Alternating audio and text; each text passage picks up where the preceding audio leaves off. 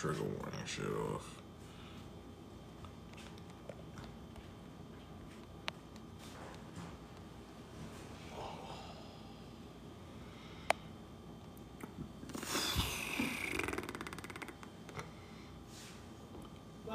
Why? Really? What are you expecting him to do? Not do it? Welcome in, y'all. Welcome in, welcome in, welcome in. If y'all can't tap the screen, share it live. Tap the screen, share it live. Good morning. Good morning. Good morning, family. Welcome in, y'all. Good morning, good morning, good morning. Share the live out if you guys can. Share the live out to the folks. Let's get some people in here. This has been a long week. When I mean long, I mean long week. So long. Started my new job. Been in training all of this week. And that's all I've been doing is training. I haven't had the time to do anything on this app at all. So this is literally my first show of me showing my face on TikTok this week. I haven't really been on. So welcome in. Thank you, Cupcake. I appreciate you. Lay, welcome in, welcome in. God's mess, welcome in, welcome in, welcome in. I don't know what Hormiga's doing. It's still early. It's not 9 o'clock yet. Miss Ducky, welcome in. Good morning, good morning, good morning, everybody. I hope you guys enjoyed the live that we did yesterday. The live that I was on that I co-hosted with a Relationship Gumbo with Keith and Coach Reese. I have a video that I'm gonna have you guys listen to. That's Hormiga sent me. And we're gonna break down this video. He's gonna be running the live today if he does pop up. If not, I do have an alternate topic that we can do. But yeah, I'm waiting for him to pop up because this is gonna be his live. I couldn't figure nothing out for this one, and I don't know. Sometimes I get a little flustered with the stuff that he sent me, but this one is one of those things I can't figure it out for the life of me. So I'm here to be the student today. Yeah, that live was dope. I think a lot of information was given. I think a lot of people were receptive to the information that was given. Alyssa, welcome in. A lot of people were receptive to the information that was being given by all the coaches and everything, and the licensed therapists that were in there. So I think that was dope. We need to do that again. I had a lot of fun. I really did. I had a lot of fun. We gave information. We laughed. We had some people trying to center themselves in there. The lady that went in there and tried to debunk what Mika was trying to say, and Mika was spitting facts. So the lady that was in the box I think it was in the box below me. She was in the box below me. She was trying to kind of debunk the whole live and kind of, move the goalpost a little bit, but we was able to keep it together. Sheila in the building. Welcome in, welcome in, welcome in. So I'm gonna play this video for the people that are here, right? And while more people are coming in, I'll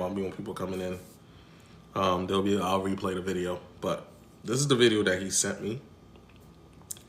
I thought it was an interesting video.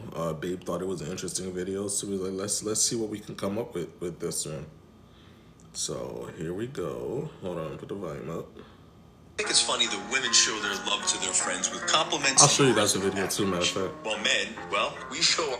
Let me show you guys the video. I think that'd be better. What's going on, Jeff? Welcome in. I don't know. Oh, wait. Our love for our friends with insults and words of degradation. At least for me, when I'm close with another man and we have history, our love language is insults and deflating each other's ego. And we expect it back. When male best friends insult each other, we smile and give it back to each other. While for an outsider it may look or even feel mean, we feel a brotherhood. We also use this to test new friends. If If we hit them with an insult and they don't give it back, or they More take it too PBR. seriously, or get offended, and don't play along, they're not going to be in our group. But, and this is a big but, we may trash each other face to face, but when our brothers are not around, we defend and compliment them endlessly. And you better not speak poorly of my brother, because that is a privilege I have earned, and we will react poorly should you make the mistake of doing it. So what I got out of that video, right? And I'm pretty sure a lot of people can agree, especially for the men. The way we show the love to our brothers is completely different than how women show love to their friends. Like, we joke around with each other, we crack jokes. We'll hit kind of below the belt, but not below the belt, right? But it's all in good fun. It's all in good laughter. It's all in good just energy, right? It's never to really throw a dig at our brothers. Good morning, Ari. Welcome in. It's never a real dig to throw at our brothers. It's really just us showing love, right? Because that's just the way that we operate. But good morning, Purity. But let somebody else try to do what we did to our brother. It ain't gonna go the way that you think it's gonna go. You know what I'm saying? It's not gonna go the way that you think it's gonna go. It's gonna go complete opposite. You're gonna have to fight one of us. You know what I'm saying? And that's just us protecting the brotherhood. You know what I'm saying? Welcome in, y'all. Welcome in. And that. What's today, PBR? What's today? What's today? It does go for the women. It definitely goes for the women, but it depends. It depends, right? Oh, let's go. 2 years of sobriety. We celebrate those wins over here. Let's go. Everybody give a shout out to PBR in the chat, man. 2 years of sobriety. That's dope. That's fire. We're here for it. Now, the issue with that video, right, is... So, Ari, welcome in for the first time. So this is a mental health podcast, Ari. So we usually speak about anything mental health, anything that's pertaining to self-love, self-growth, self-affirmation, pretty much everything self. So most of the topics that we talk about, you can actually apply to yourself or your journey or your healing. So, okay, welcome in, y'all. We got some new people in here. So yeah, so everything in here is pertaining to mental health, but it's pertaining to your mental health. You know what I'm saying? No. It's facts though. So we have a tendency, we definitely protect our own, right? We have a tendency to protect our own in full capacity. But the question is, right? And this is what I'm taking out of it. As much as we protect our own, right? Do we also tell our own when they're fucking up? Let's put a spin on that. Do we tell our own when they're actually doing wrong? Are we able to have that conversation with them and not sugarcoat it? Because obviously, once you gain that rapport with somebody, there's a level of comfortability that they create, right? Where you guys create a level of comfortability where, you know, maybe sometimes you don't want to hear the truth, right? They don't want to hear the truth, but you know, sometimes you have to tell them the truth. You know what I'm saying? Like, if you really care for somebody, there is no sugarcoating, right? You're gonna tell them the truth. You're gonna tell them what it is, right? So that's what I got out of that. Now, I'm not sure if Hormiga's gonna pop in here or not, because I know yesterday was his birthday, so I know he was lit last night. So if he does pop in here, cool. If he doesn't, I got other things for you. I promise you. And let's talk about it. Y'all ready for this? I'm gonna put this on the screen, right? And I'm gonna read these questions off. So, first question. What are you doing to focus on your mental health? What are you doing to focus on your self-love? To ask that question right here. You see this one right here? What are you doing to focus on your self-love? So, if you guys wanna come in the chat, come into the box and answer that question, the boxes are open. Right? We're going to keep it positive. We're going to keep it in all good energy. No judgment that's coming in. So go ahead and send a request, and then when Hormiga decides to pop in here, then we can give him the flow. But to answer the first question, what are you doing to focus on your self love? If you are focusing on your self love, go ahead, Mama G, take the flow.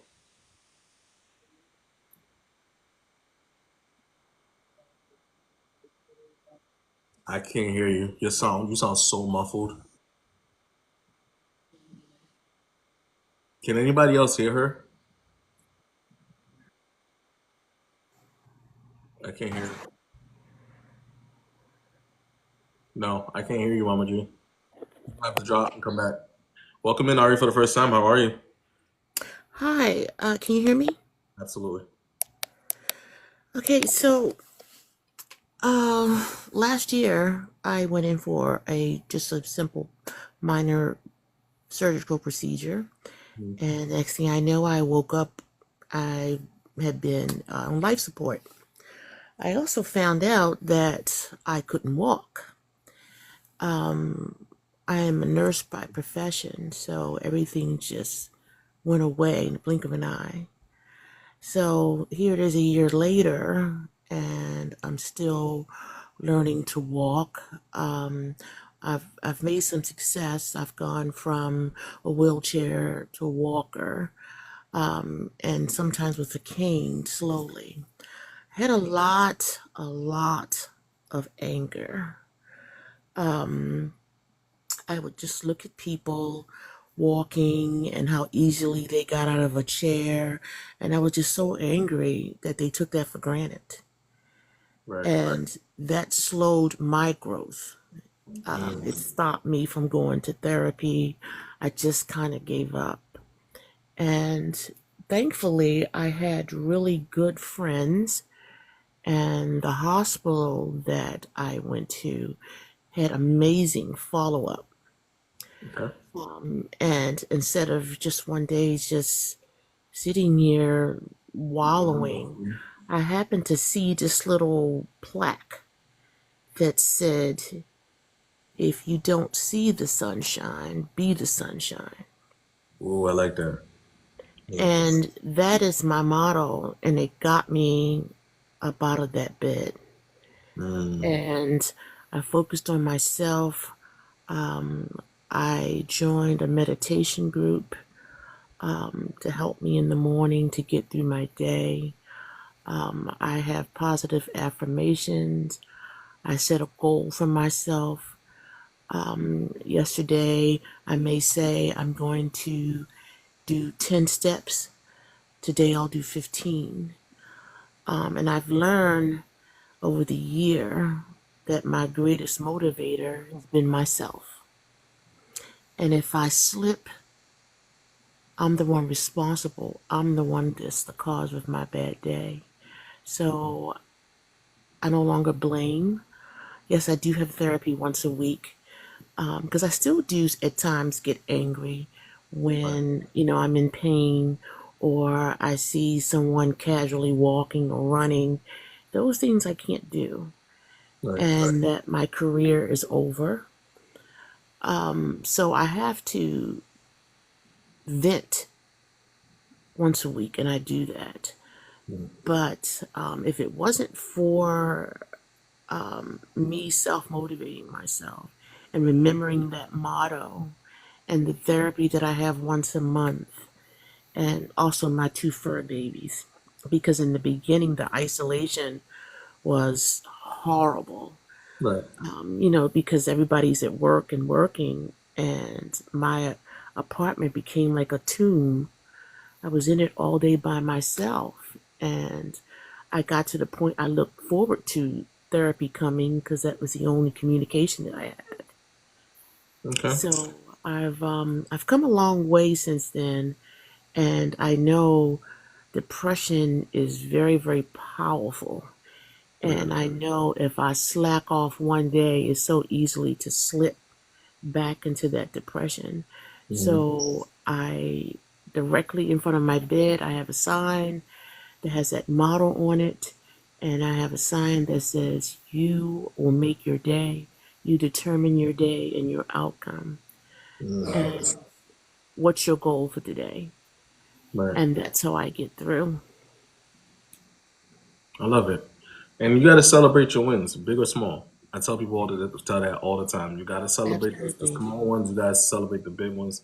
Pat yourself on the back. If it's a victory, big or small, celebrate it, embrace it, right? Because then it pushes you to the next goal when you're celebrating your wins. When you see that you're actually doing what you need to do for yourself, right?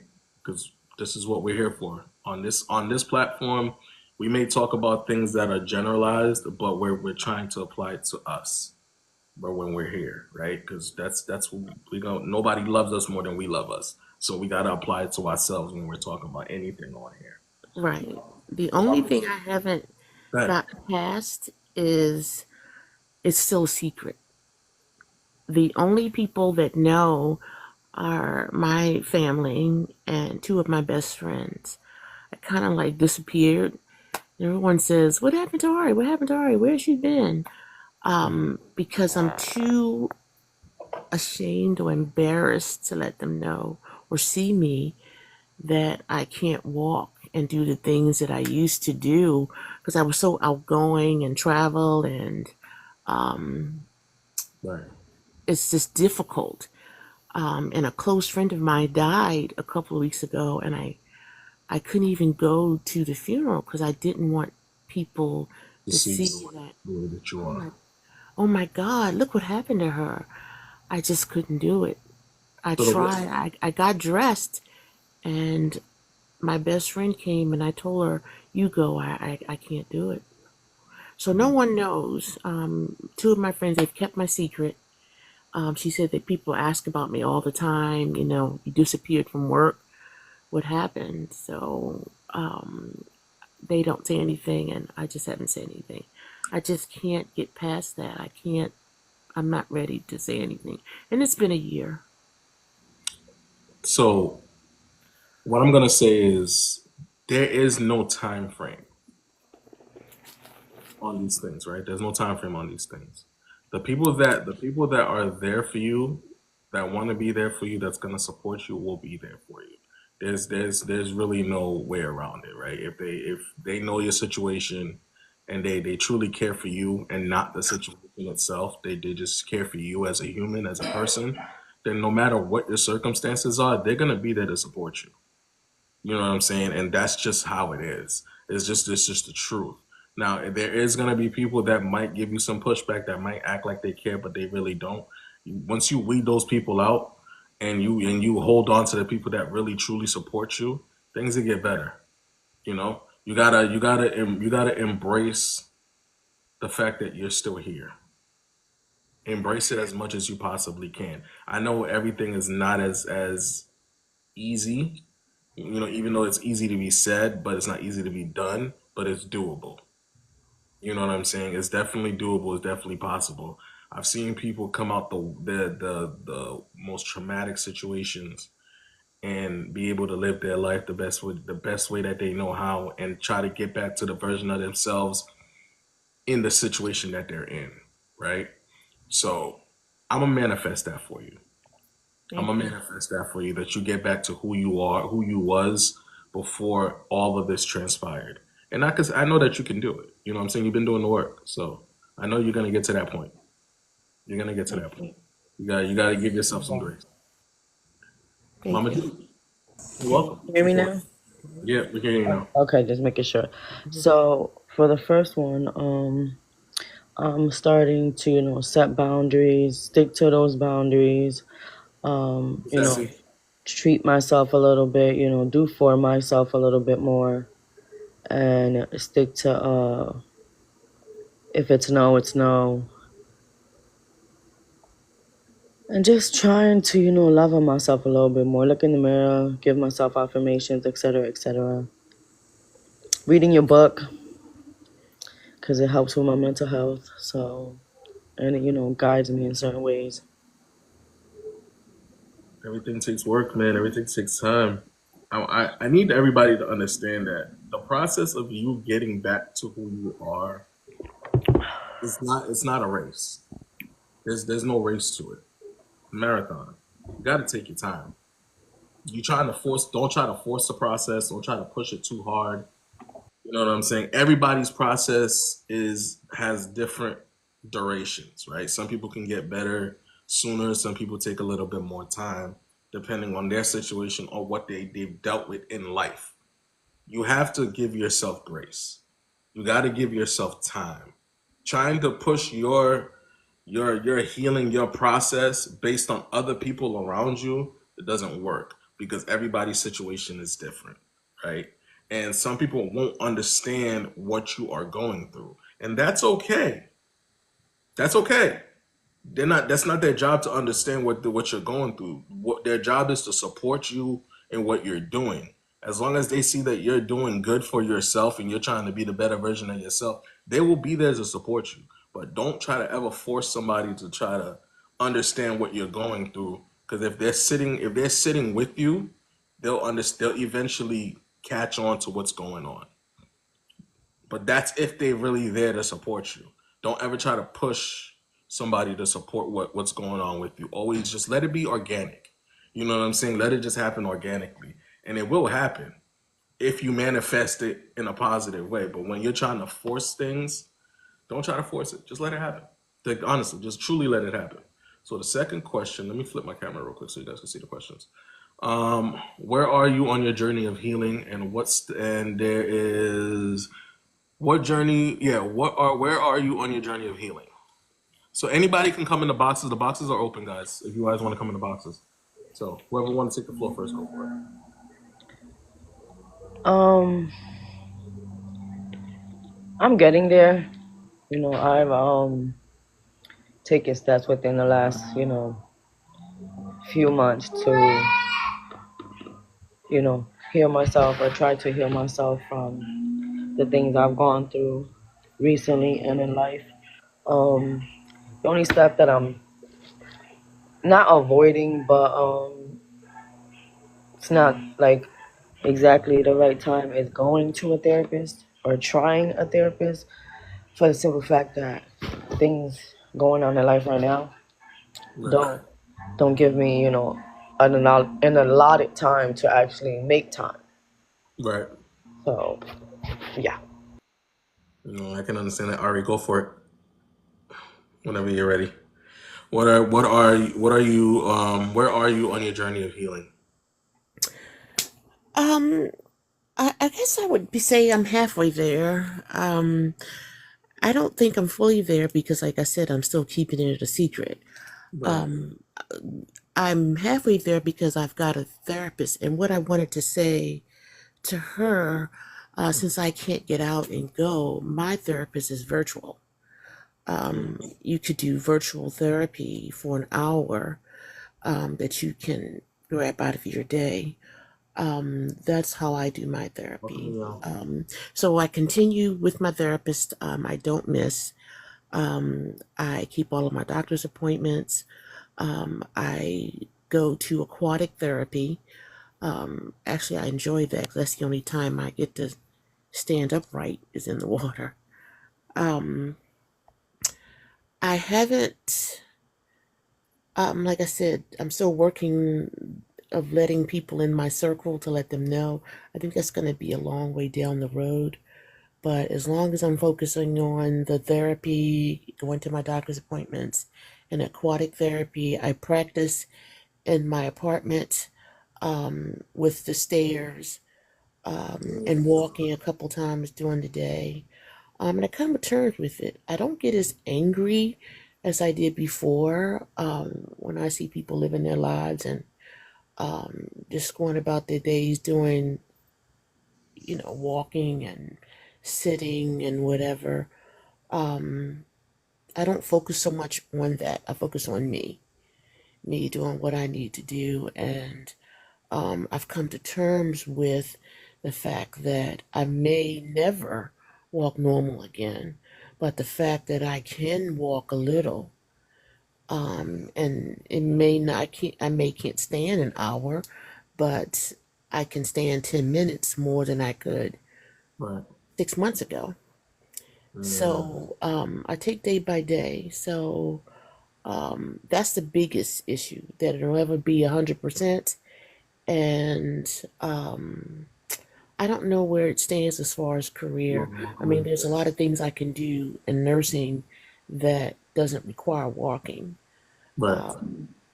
So I haven't given that up 100%, but I still have to focus on me, on my healing and mental health, and where I need to be to in order to help someone else. So what I want to say, right, to both of yous, and hear my words, you guys are important to the world. Okay? You guys are important to what the world needs, and you guys have to focus on being the better version of you so that way you guys can be here for the world. You guys bring something to the world that obviously nobody else has because we're all unique. Once you figure out the better version of you, you can embrace the person that you're supposed to be, right? Just Right. embrace it as much as you can. You being a nurse, you don't necessarily have to do what you were doing before as a nurse, like you said, right? So you can try to do the try to do the other side of things, like try to be in the authorization area, like you know what I'm saying, like trying to find some type of other avenue as a nurse where you're still needed and still appreciated, right? Not just needed but appreciated and respected as what the field that you're in. So, but you're right. Focusing on you first is the most important thing. Hey, Sanders, welcome in. Focusing on you first is the most important thing. You can't go past that. You can't ignore that because when it comes to your mental health, it can hit a decline out of nowhere. Oh You yeah, know, I've been there. right? Trust me, I'm right there with you. It's happened to me, and I never knew why it happened until I started speaking to a therapist. You know what I'm saying? So it's like you gotta figure it out. You know what I'm saying? But just take time. Take your time. Take your time. Take your time. Take your time. It is not a race, people. It's not. It's not a race. It's a marathon. You gotta really take your time and focus on what needs to be focused on. You know what I'm saying? And make sure you guys are journaling. Journaling is very important when it comes to your mental health. Write things down. You know what I'm saying? Because when you're trying to handle stuff up here and it starts to overload and you start to put too much up here, your brain is gonna fry. Like, you know what I'm saying? It's gonna fry. You gotta write things down. Looking at it in your face, it's a different level of healing, right? It's a different level of healing. Because when you see it, then you can analyze it if it's in front of you. And then boom. Can I? Oh yeah, sure, I got you, bro. Let me flip real quick. So, but yeah, you gotta understand. You gotta understand. You gotta write things down because once you see it Okay. in front of you, it makes a whole lot more sense than you trying to figure it out in your head. Because we Okay. both we do too many things at once, right? We're doing too many things at once in a day to try to figure out the things that we're going through, try in your head. You gotta like write it down so that way you can see it in full view, so that way you can answer it yourself or take time to answer it. Trying to answer it in your head, you might say something to yourself that doesn't make any sense pertaining to what you're trying to figure out. But if you write it down and actually give yourself time to think about it and then put the answer down, you know what I'm saying? Then it might make more sense because you gave yourself time to think about it. Riz, welcome in, brother. Hey, good morning, everybody. Good morning, good morning, good morning. So we went through the first two questions, so I'll let you go back and answer those. What are you doing to focus on your self love? Oh man, full transparency. I don't got time for it. I don't got It's time not. for it. Be I got honest way with too you. much. I got way too much shit to do. I got way too many people counting on me for me to worry about me right now.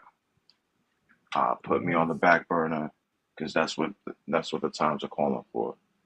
Um, if if I'm being fair, I still get to game, right? I still get to rock on PlayStation, play Call of Duty, and other things. So that's something I do to, I guess, distract. I wouldn't call it self love, but at least I do that for me. Kind of distract yourself a little bit. Yeah. Okay. So okay, so you brought a kind of different dynamic to it, right? You said that, you don't have the time to really put yourself first. Um, Well, not necessarily. I don't have the time. It's just not the time for it. it's not the time for it. Right. Okay. Now, is it causing any decline in your mental health by doing that? That's the question. Absolutely. Absolutely. I mean, we hit you in when you checked in. What was it? I think a couple of days ago. Hmm. Uh, on your Mind Your Mental Discord. I was at a 3.5. Yeah, I remember that. Stress, Yeah. overwhelmed, anxiety on 1,000. Um, yeah, shit was real. I'm a little better today. I got my kids here, so Okay. I say I'm at like a 6. As soon as I get my coffee, and I'll probably be like a 7.5. So obviously, the first question and the second question kind of align. So, Right, uh, right. So the healing journey part, like yeah. I've done a lot of that work. I know Okay. what that looks like. So like for those of you that don't know me, like uh I spent some time Welcome in, man. Welcome in, struggling with everyone. addiction. And struggling with addiction, it was to mask a plethora of things. It was to mask grief from losing a child. It was to mask uh, old familial issues and trauma that I didn't quite deal with yet. Um, Therapy helped a lot. Just taking those tools and tips from therapy homework, things that I was enacting on my day to day to try Good to, morning. Good morning. try to switch it all around so that I wasn't relying on crutches like substances. Right. Um, Hey, Amber. so yeah, it's a long ass journey, but there's still times that you need to remember those tips, remember those tactics. Listen. I'm right there with you, bro. Like, I'm not completely there yet as well. You know what I'm saying? I still got things that I'm trying to figure out and things I'm trying to push through. But sometimes, like you said, it's not the time for it. You Right, know what I'm saying? It's not the time for it. Not to say that we're neglecting ourselves, but as men, we have a tendency to just push some of our stuff to the wayside to make sure everybody else is good. You know what I'm saying? And when it's time for us to do that and focus on ourselves, we'll vocalize it and let you guys know. Like, listen, I gotta take that time for me. And I gotta figure some stuff out. But when it's that time, we know when it's that time. Just to right, believe. Right. right, and that's pretty much where I'm at. I had to like just doesn't matter how the fuck I feel right now, as long as everybody else is good and I'm focusing on making sure they stay there. That's what I'm built for. That's my job. Yeah.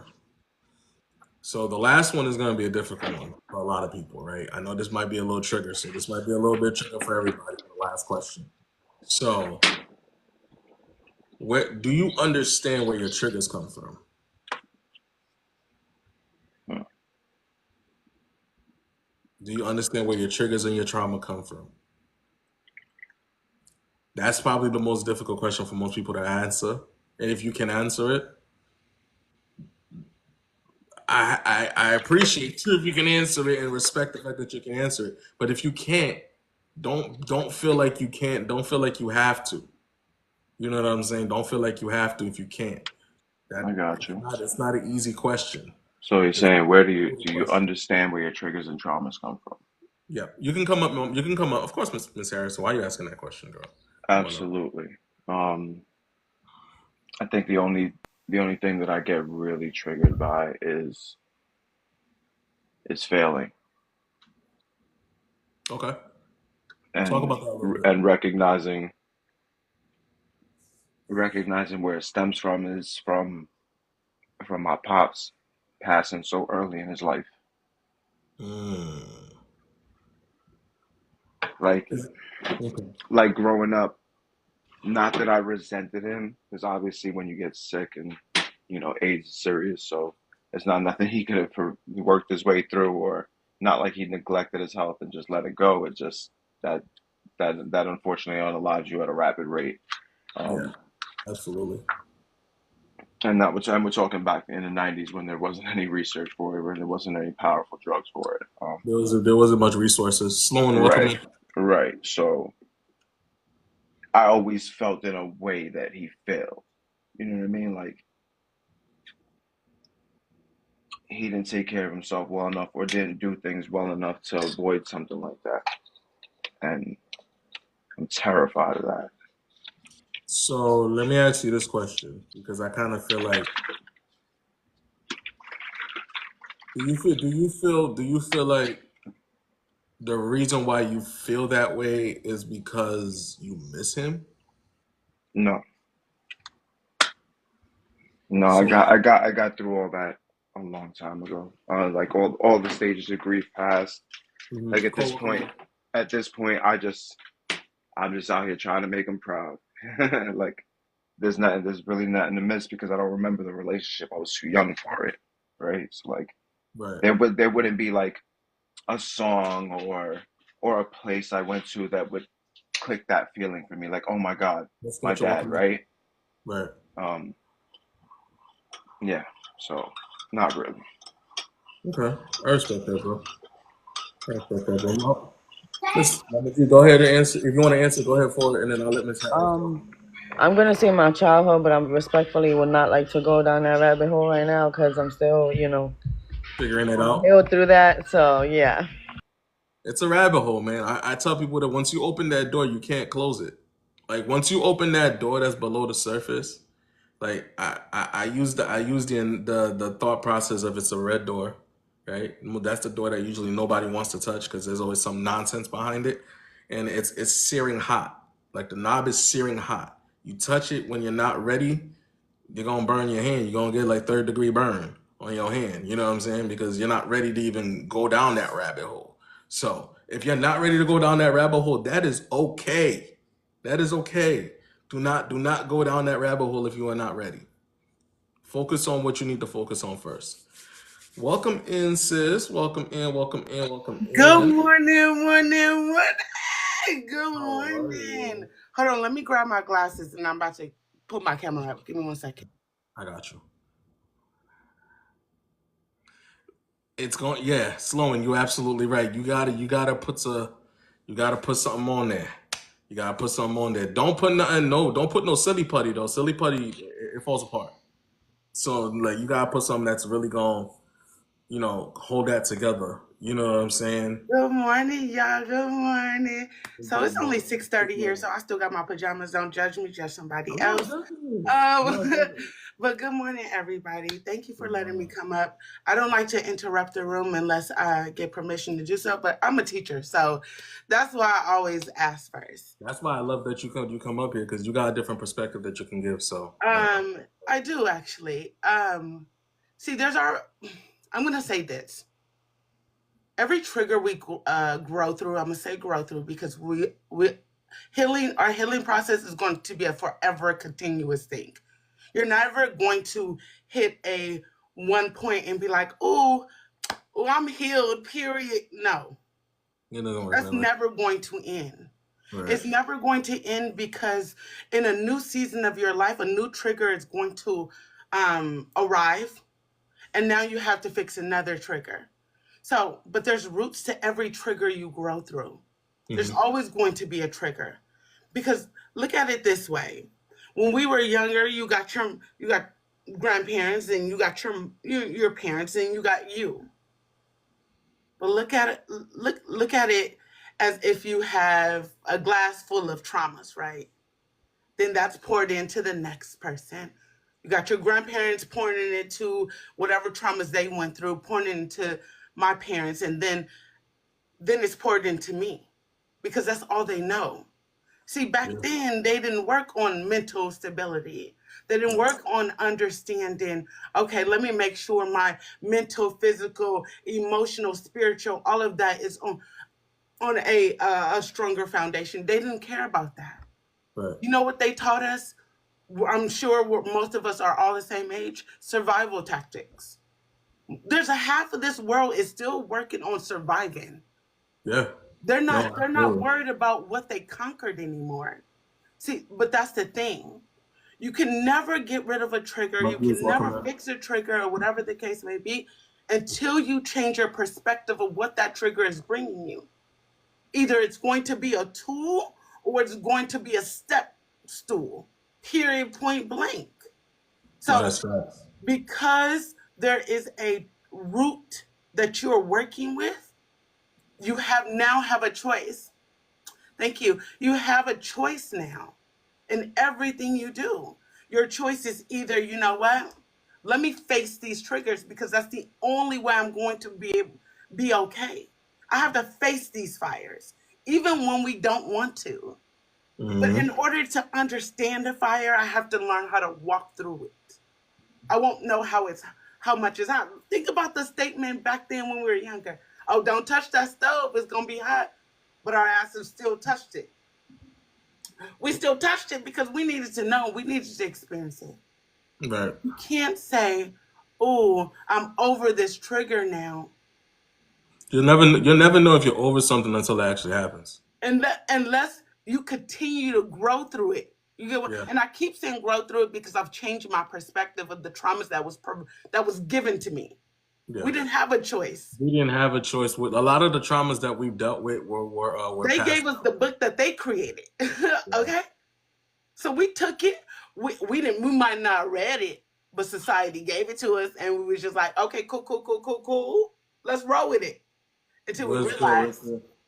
You know what's crazy though? I've said this before on here, and I've said this to people. I've unlearned a lot of the things that I was taught as a kid.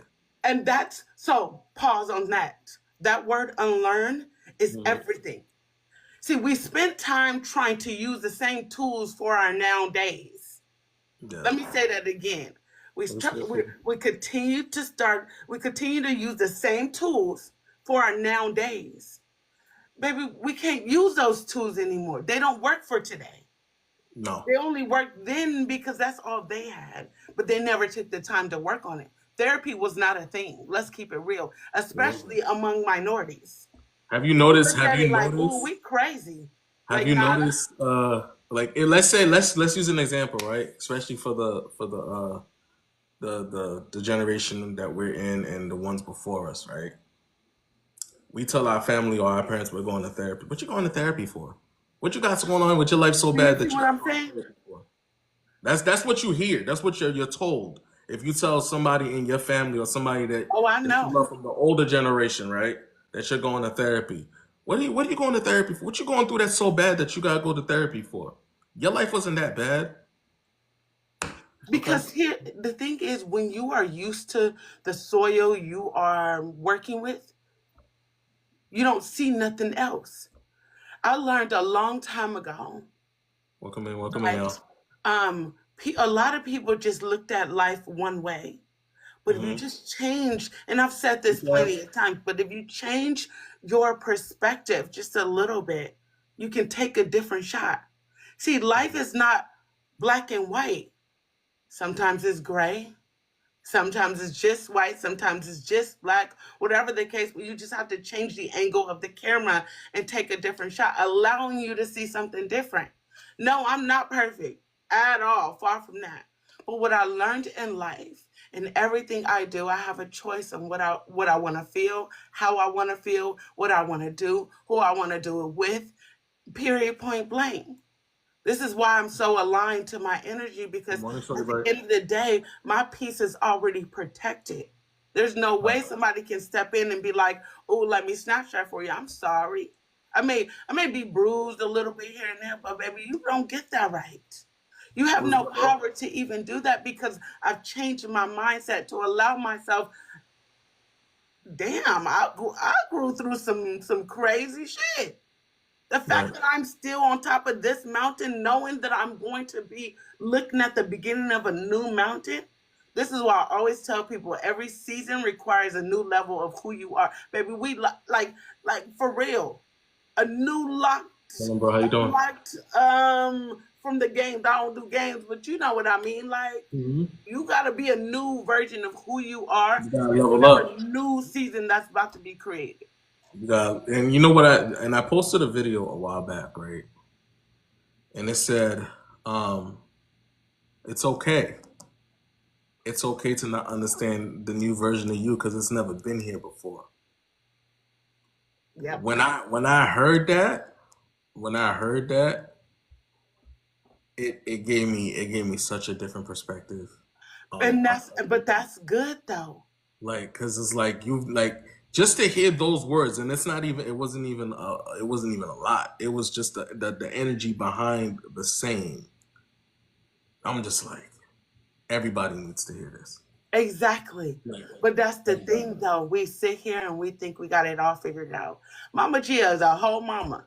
I promise you. One day she good, another day she's like, I can't do this shit no more today. Like I can't mama today. You see what Listen, ask them how many times me and the other moms make plans to run the fuck away.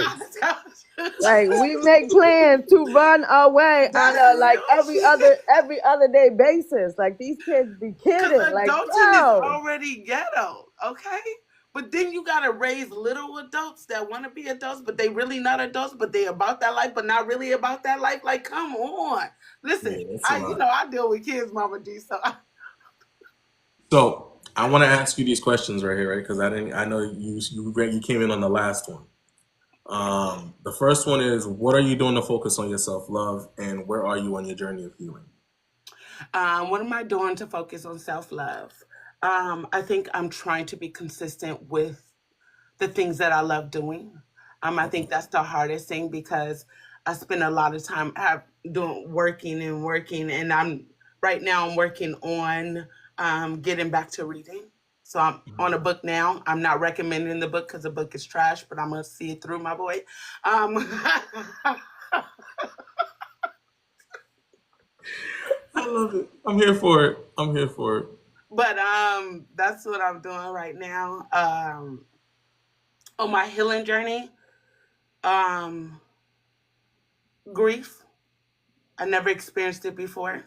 Just with my best friend, um, um, and knowing the way she went out and what that looks like now, it's heartbreaking because she didn't deserve to go out. Right. But I can't keep asking why or why would he do that or I don't have that control. So Right. I'm learning the balance of being still having a smile and being okay with not being okay. That's my new not that's my new thing because I've never experienced it. My twin sister passed, yes, but I was 13. I didn't know Right. what grief would look like. We as kids, we didn't care about nothing. We was like, oh, okay, cool. Let's go to school tomorrow. Like, Right. I'm just keeping it real. No, that's really true though, because we as children we never understand like the real damaging things that can happen as a child, but as an adult, when you see it in 4K and you're just why? Now, Why did that have to happen? I'm gonna keep it real. If she was sick or something, then I would be settled just a little bit. But because she was murdered by the person she trusted, it gets a little harder. Yeah. Because you're like, damn, like you feel all the emotions, angry, want to beat him, blah, blah, but you can't because he also killed himself. So There's just a lot going on up it's a there. lot with that. So I'm just keeping it real. That's where I'm at with that new unlocked piece. Um, am I better now? Yes, absolutely. I'm not in a dark place, but I'm finding the understanding of going going through that, then growing through it, and now settling. Okay, it will never be over, and I know it will come at every now and then, like it will hit me, but I can handle it. Right. Right. Can I ask a question Go ahead, Riz. just based off of that? Do Hello, you Riz. think? Nice meeting you. Hey, good morning, Mrs. Harris. Good Hope the morning. day is finding you well. Um, and I don't mean to overstep. I just You're wonder, okay. You're okay. Go ahead. and I guess everybody could answer this one. Do you find it harder to mourn someone who's lost, or do you find it harder to mourn someone who's still here? Oh, that's a good question. Um, for me, it was harder to mourn someone uh, that was still here. Yeah, I could say the same thing. Because how are you here and there's no Communication. There's nothing. and I'm not just talking about friend, I'm talking about my parents. Like how are Just you in here general. and you just Oh make me yeah. like I'm just a stranger danger. Like that's how it is. Listen, I'm right there with you because ask me how many the last time I talked to my dad. Yeah. Like, you know what I'm saying? I talk to my mom because obviously, like, she's right here. She's in my state, so like, I can hit her up. I can call her. I can pop up on her. You know what I'm saying? I can do whatever. Hey, But good shit, I morning. still got the keys to her house, and I don't even live there no more. Like, you know what I'm saying? So it's just like I can always pull up. My dad, mind you, I'm on Facebook. He's on my Facebook. He sees me post every day. I don't get a single message from him. I do you one better. I went to Mexico. My mom called me to make sure my sister made it. She never asked me if I made it. Nothing. I said, cool, cool. So with me, it's the opposite. Well, in my early 20s, it used to be Yes, I agree. well, not my early 20s, like my mid 20s. It used to be me mourning the people who were here, but after a while, I just learned to accept the fact that they don't give a fuck. They don't. They don't But give a fuck. I They don't agree. care. So why the fuck am I caring so much? Right. Period. And as like I went through like certain unalivings, not murders, but people passing away when I was a child. But that's when I was like, my grandfather, I was like 6, 7 years old. And then a friend passed away when I was like All right, 19. But Chris. like, I really didn't feel the mourning process or Good the morning, Joe. missing process until one of my little cousins passed away from health issues. And out of nowhere, and it was suspicious. So like I think that was harder for me, especially because I didn't deal with a lot of people passing away when I was younger or in my early 20s. It was more when I got into my 30s, and at the time I was also pregnant with my daughter, and for me to lose my little cousin that I was really close, like that hurt a lot. So that I think for me more is like I don't care about the people that are still here, because if they cared about me, they would still be here, like I with agree. around me. So I just learned to get over it. Like people come, people go. Like I talk to 2% of my family: my mom, my sisters, my little brother, aunt, and a couple cousins. That's it. Everybody else, literally, we live walking distance from each other. Motherfuckers drive by me all the time. I don't give a damn to say hello, and I don't give a damn if they say hello. My grandmother lives a couple blocks away from me. I walk and drive by that woman's house all the time. Not kissing ass. I'm tired of that shit. Like we used to be I so agree. close.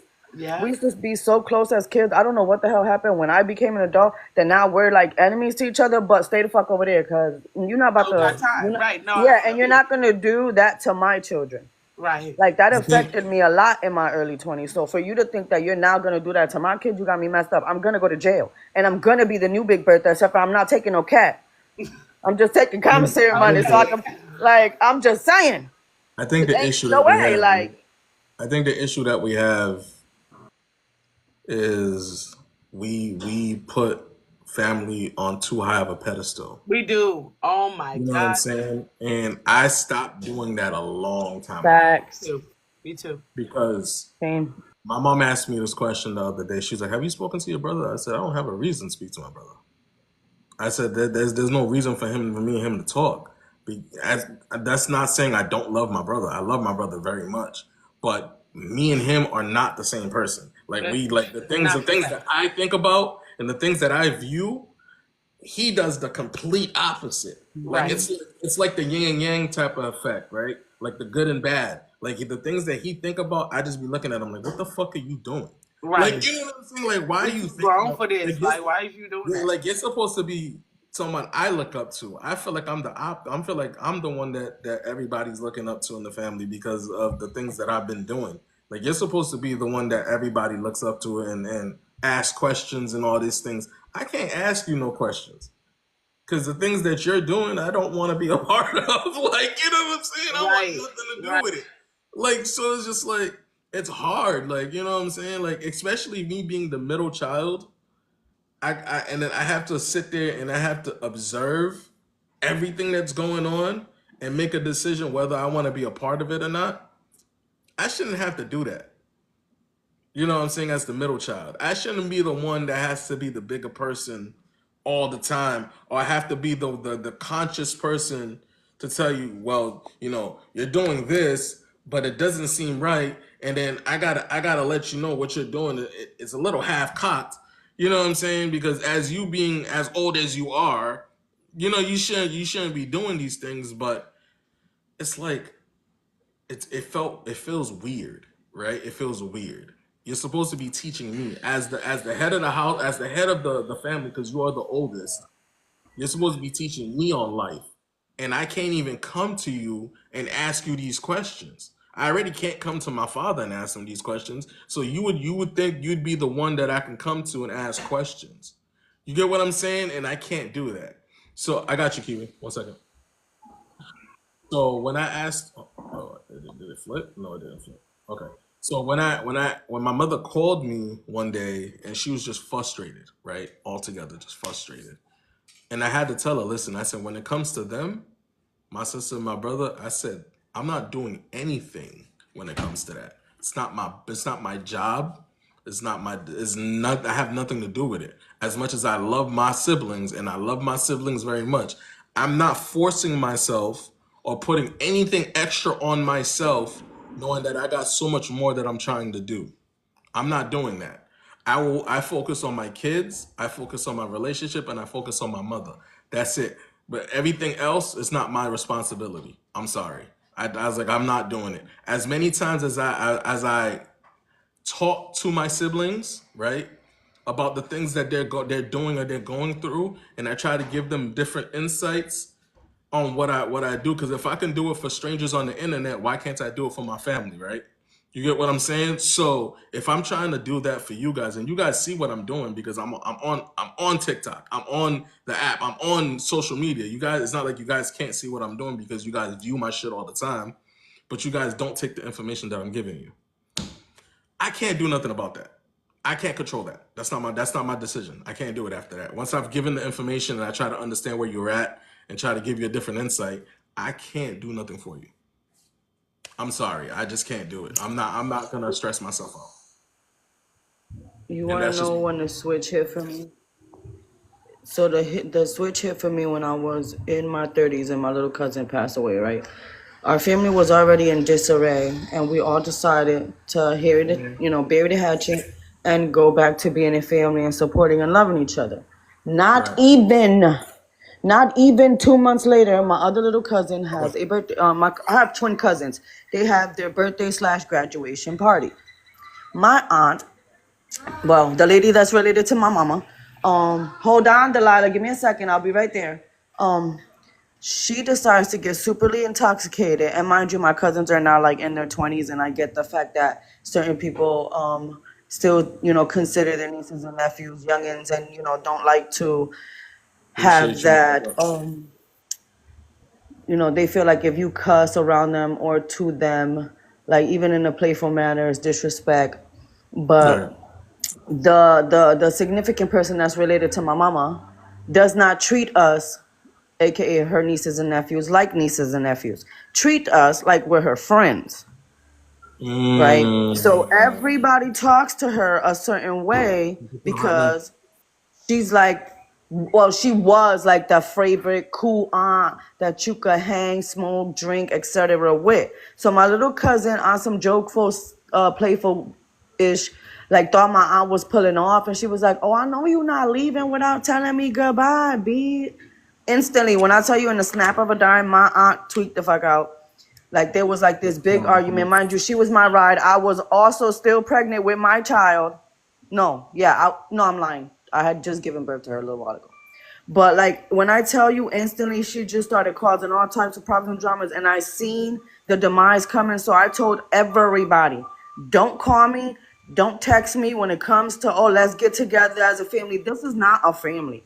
I'm sorry, but I'm not about to sit here and keep condoning this shit because we're family and let people keep overstepping their boundaries, being disrespectful, starting drama. And I'm not trying to be at this place. Like, y'all don't come around unless y'all need something. And then Like a year or so later, one of the cousins that I was really, really close to got into some shit, but mind you, was treating me like straight garbage. And they came to me asking me for help. That we're fake, quote unquote, family. But It y'all happens wasn't talking to all me. the time. Yeah, y'all wasn't talking to me for months on end, a year almost, treating me like shit. But now all of a sudden we family because she need help. You know, go to the fucking family she was dealing with and the people y'all was all cool with and kumbaya and talking about me with and ask them for fucking help. Leave me alone. Don't come around. We not family. My family is in my house and that's it. And my mama and my little sister, brother, and a couple cousins. That's it. Leave me alone. But the rest of y'all don't call me. Don't call me, especially when it comes to y'all needing shit. Cause when I need shit, I don't call nobody. And if y'all know I need shit, y'all don't come running. Leave me alone. No, facts. Kiwi, welcome in, welcome in, welcome in. How are you today? Morning. Morning, everybody. Do I have an echo? A little bit. Okay, I can try to drop it. It might be connect. Was you in the car? It might be connected to the car, maybe. If you're in the car. Yeah. Can I drop it and try to fix it? Hey, Saul, welcome in. Amiga, whenever you're ready to come up, just go ahead and send a request. Okay. All right. So yeah. So the question we have on the back, right, is what are you doing to focus on your self love? Let me see. D's coming up. Okay, let's go. All right, we got folks coming up. Wait, what just happened? What just happened? My views, welcome in. Is it? Am I tripping, or is like people are not able to come up, or is it just like doing? Or people are just accidentally tapping the button? I'm not sure what's going on. Amiga, welcome in, brother. How you feeling? I feel I survived. Everything is all right. We're glad you made it. We're glad you had a Glad good you time. Thank you very much. Minga, a good morning. What's going Oh, on, I know who Public? that is. I'm not looking at what's going on, but I know I Let's hear Mama G. go. Let's go. Oh my God. Good morning, morning, morning. So I kind of shifted a little bit because we're waiting for you to get here. Okay. So I made this backdrop, just asking quick questions, just asking questions, just to give it like an icebreaker kind of sort of. But we definitely hit some tips and topics, and we definitely Wh- went down a little bit of a rabbit hole. What's the But it was main good. what's the main consensus? What's the main consensus here? So just we're having people come in and ask answer these questions. What are you doing to focus on your self love? Where are you on your journey of healing? Or what steps have you taken to create your boundaries? And what are your understandings when it comes to your trauma? Oh my God. I know, but I was waiting for you to come in because I didn't want to do that other topic. So that's why No, I was we waiting. could. This is a good topic. How far are we in this topic? Oh man, I started this like I want to say about 30 minutes ago. So Um, yeah, if we're good, I'm ready to talk about this topic real quick. It's a very important topic. all right, yeah, go for it. Self Go for it. mastery. Okay. Whew. Uh, okay, we can start with this. There's been a lot of talk in TikTok about being selfish, right? That you have to be selfish in order to start working on Has it yourself, been about an hour? Yeah, it's been right? about an hour. Okay. Yeah. So we talk about that. We talk about the words are very important, and I'm one of the people that actually have told people that sometimes you have to be selfish, and I'm going to recant that. I'm going to take that back. There is no room for selfishness. What you need to do is center yourself. Put yourself in the center of every situation that you're in. And you have to see and evaluate all the relationships that you have. You have to look at everything that you've been through. And you kind of have to put it on a piece of paper and draw a diagram. And if you Mm. can't do that, you have to have a mental note as to what you're doing. And the reason why I say take the word selfish out of this is because there is no room for selfish. It's better to be self-centered and not to the point where you become so self-centered that you have become self-absorbing and then you become selfish by being too self-centered. Because when you become selfish, you're not willing to share. When you become selfish, you do for you and nobody else. The whole point of being an empath or an empathetic person or a person that's giving, nurturing, it's to do the best you can and put yourself in the best position to share the best of you. If there's any selfishness in that whatsoever, it's risky. It's risky to be selfish of anything because there is no room to share. So I prefer that people start looking at themselves at a self-centeredness so that you could start from the balance. How far off balance are you? And what do you need to do to get back into the balance? That's that word. Is that word again? There's nothing else better than Balance. that word. There's nothing better than balance. And Listen, that's my opinion. if anybody's been here for the last almost 4 years, you guys know that's the one word that always swings around is That balance. that and accountability. That too. That, right? They seem to be sisters or brothers or siblings. Accountability and balance, they're related because Hmm. you can't be balanced until you take accountability. That's true. You That's know, true. you have to be able to say, you know what, man, I messed up. You know what? I'm not doing right. You know what? I am not right. First comes with you acknowledging where you at and not be afraid to say, wow, I dropped the ball. I'm so far off balance. Hmm. Because if you keep denying it, if you keep making believe that it's something that it's not, if you keep brushing it under the rug, you're not making a fair assessment of where you really at. We talked about that. You have to look at the mirror and say, wow, I ain't shit. Yeah. No, facts. So, Kiwi, I'm gonna let you take the floor to answer that first question. What are you doing to focus on your self love or your self journey? Okay. So I hope it's better. Hopefully I'm not echoing now. No, you're Um, good. You're good. You're good. okay. So good morning to you. Good Awesome morning. topic. Awesome topic. Good morning to everybody. I agree with what I think is Farmiga said. And I Hmm. would like to add also is that what I'm learning, not just in like the worldly speed, but also the spiritual realm, is that I have to relearn myself every day, pretty much, because we should be growing daily.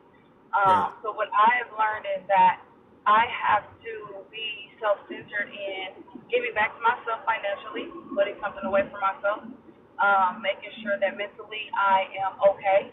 That means doing mental checks on myself, and being honest about where I'm at in that space that I'm in. Hmm. Being honest with myself in regards to my physical, making sure that I like what I see first before going out into the world, right? Hmm. And then spiritually, not to get too religious, but just focusing on being in alignment. Um, because it's okay to want the things that I want, but also making sure that it's the things that I'm supposed to have, if that makes sense. So as long as I can check those boxes and say, hey, uh, you know, these are things that I need that when I go out to the world that I am not being selfish to others, but I'm still able to show, that I care more about myself and I'm going to have those boundaries in everything. I'm not going to let anybody come in and ruin my peace and I'm not going to exert my energy somewhere that it shouldn't be, So just What's good, making Derek? sure that I'm checking those boxes on myself every day. Because I used to believe that self love and care was, oh, going to get your nails done, oh, going to get a massage, and it's not necessarily just that. So, Oh no, yeah, it goes a little deeper than that for sure. yeah. Definitely goes a little deeper than that. It's a good start, though. It's a good start because we have to stimulate our bodies. We have to condition our mind, body, and soul to work in unison. Okay. And sometimes, you know, a massage can create some type of motivation. In some sense, some type of what am I looking for here? It You gives know, you to get that level of dopamine, man. Like that. yeah, get the Yeah, it juices does. flowing. You know what I'm saying? Yeah, no, absolutely, absolutely, So, absolutely. sometimes the best way to get the juices flowing is to relax. Believe it or not. Hmm. I agree. So yeah, she's hitting a lot of good points there. You You know, and spiritually, you've never had a professional massage. I'm gonna need you to go do that ASAP. it is off the hook. Make that happen. Like I'm telling you, as soon as possible. Make that happen. And not just the Asian guy that's in the mall with the seat that you put your face on the rubber No, in, I'm in the talking middle of the about go mall. to Not that, an not that. actual Understand? massage space, like a actual. Um, Depending on where you're located, I might give you some spaces to go to, but I don't know exactly where you are. So if you're in the northeast area, I know a few people. I know somebody that actually owns their own company. You know what I'm saying? She does massages. She does spiritual healing. Oh, you're in Mass. I got you. I'll send you a message when I get off here. I know somebody that actually has their own business. It's pretty dope. Look, Pretty I, dope. I, Affordable prices. I really need people to understand that they need to make an accurate assessment of what they know, what they don't know, what they need to learn, right? And they need to keep it real with themselves. You understand? Because if you don't admit that you don't know anything, you're going to make yourself believe that you do, and you're going to shoot from the hip every single time that you try to do something, and that's not a good formalized plan. You I understand? You said, need a plan. I said that in the live yesterday because as we were all like, it was a great live. I wish you were there, bro. I'm not gonna lie to you. You would have benefited, and you would have been dope on that I panel. appreciate that. Thank you. I said, regardless of everything that we're giving them, right? Everything that we're giving them, all the information that we're providing, before we can even get to that point, they gotta ask themselves and stand in a mirror, look themselves dead in the face, and ask themselves if they're okay. Before we can even get there, can you truly admit to yourself that you are okay? Are you not okay? Because if you can't do that, if you can't be honest with yourself whether you're okay or not okay, regardless of the information that you receive and you gather, it's not gonna do anything for you because you're not being real with yourself. Well, listen. This is we're gonna have an ouch moment here. Go for it. That's what we're here for. Oh man. Do people even look at themselves from the outside in? Because remember that perception is your reality. Doesn't mean that it's right or wrong. Doesn't mean that it's realistic. Your perception of things is your perception. There's a lot of things that go into this. But your Right. perspective is being able to take yourself out of yourself and look at yourself from the top, from the back, from the side, Hmm. underneath. Have you ever asked yourself, and this is for everybody, including you, do you even like yourself? I love myself. But did you I get to a know. point where you said, I don't like what's going on. I don't The reason like why I'm the way me. that I the reason why I'm the way that I am now is because I had that ouch moment. I had that ouch moment. I told you guys this for years. When I got out of that relationship that I got out of, I didn't recognize who I was. Mm, I lost my individuality in the relationship that I was in that was very toxic, right? I didn't recognize who I was. I was in sync with the person that I was, and the person that I was in sync with was very negative, was a very toxic individual. So I gained the traits of a toxic individual. You get what I'm saying? I lost myself completely. So going through that process and trying to figure out who I was, I didn't like myself because the way that I was treating the people around me, the people that truly cared about me, it became a problem. You know what I'm saying? On top of that, I already had kids. I already had children. So my energy was completely off to my kids. It was completely off to my family, to my mother, to everybody. It was just completely off. So I had to figure out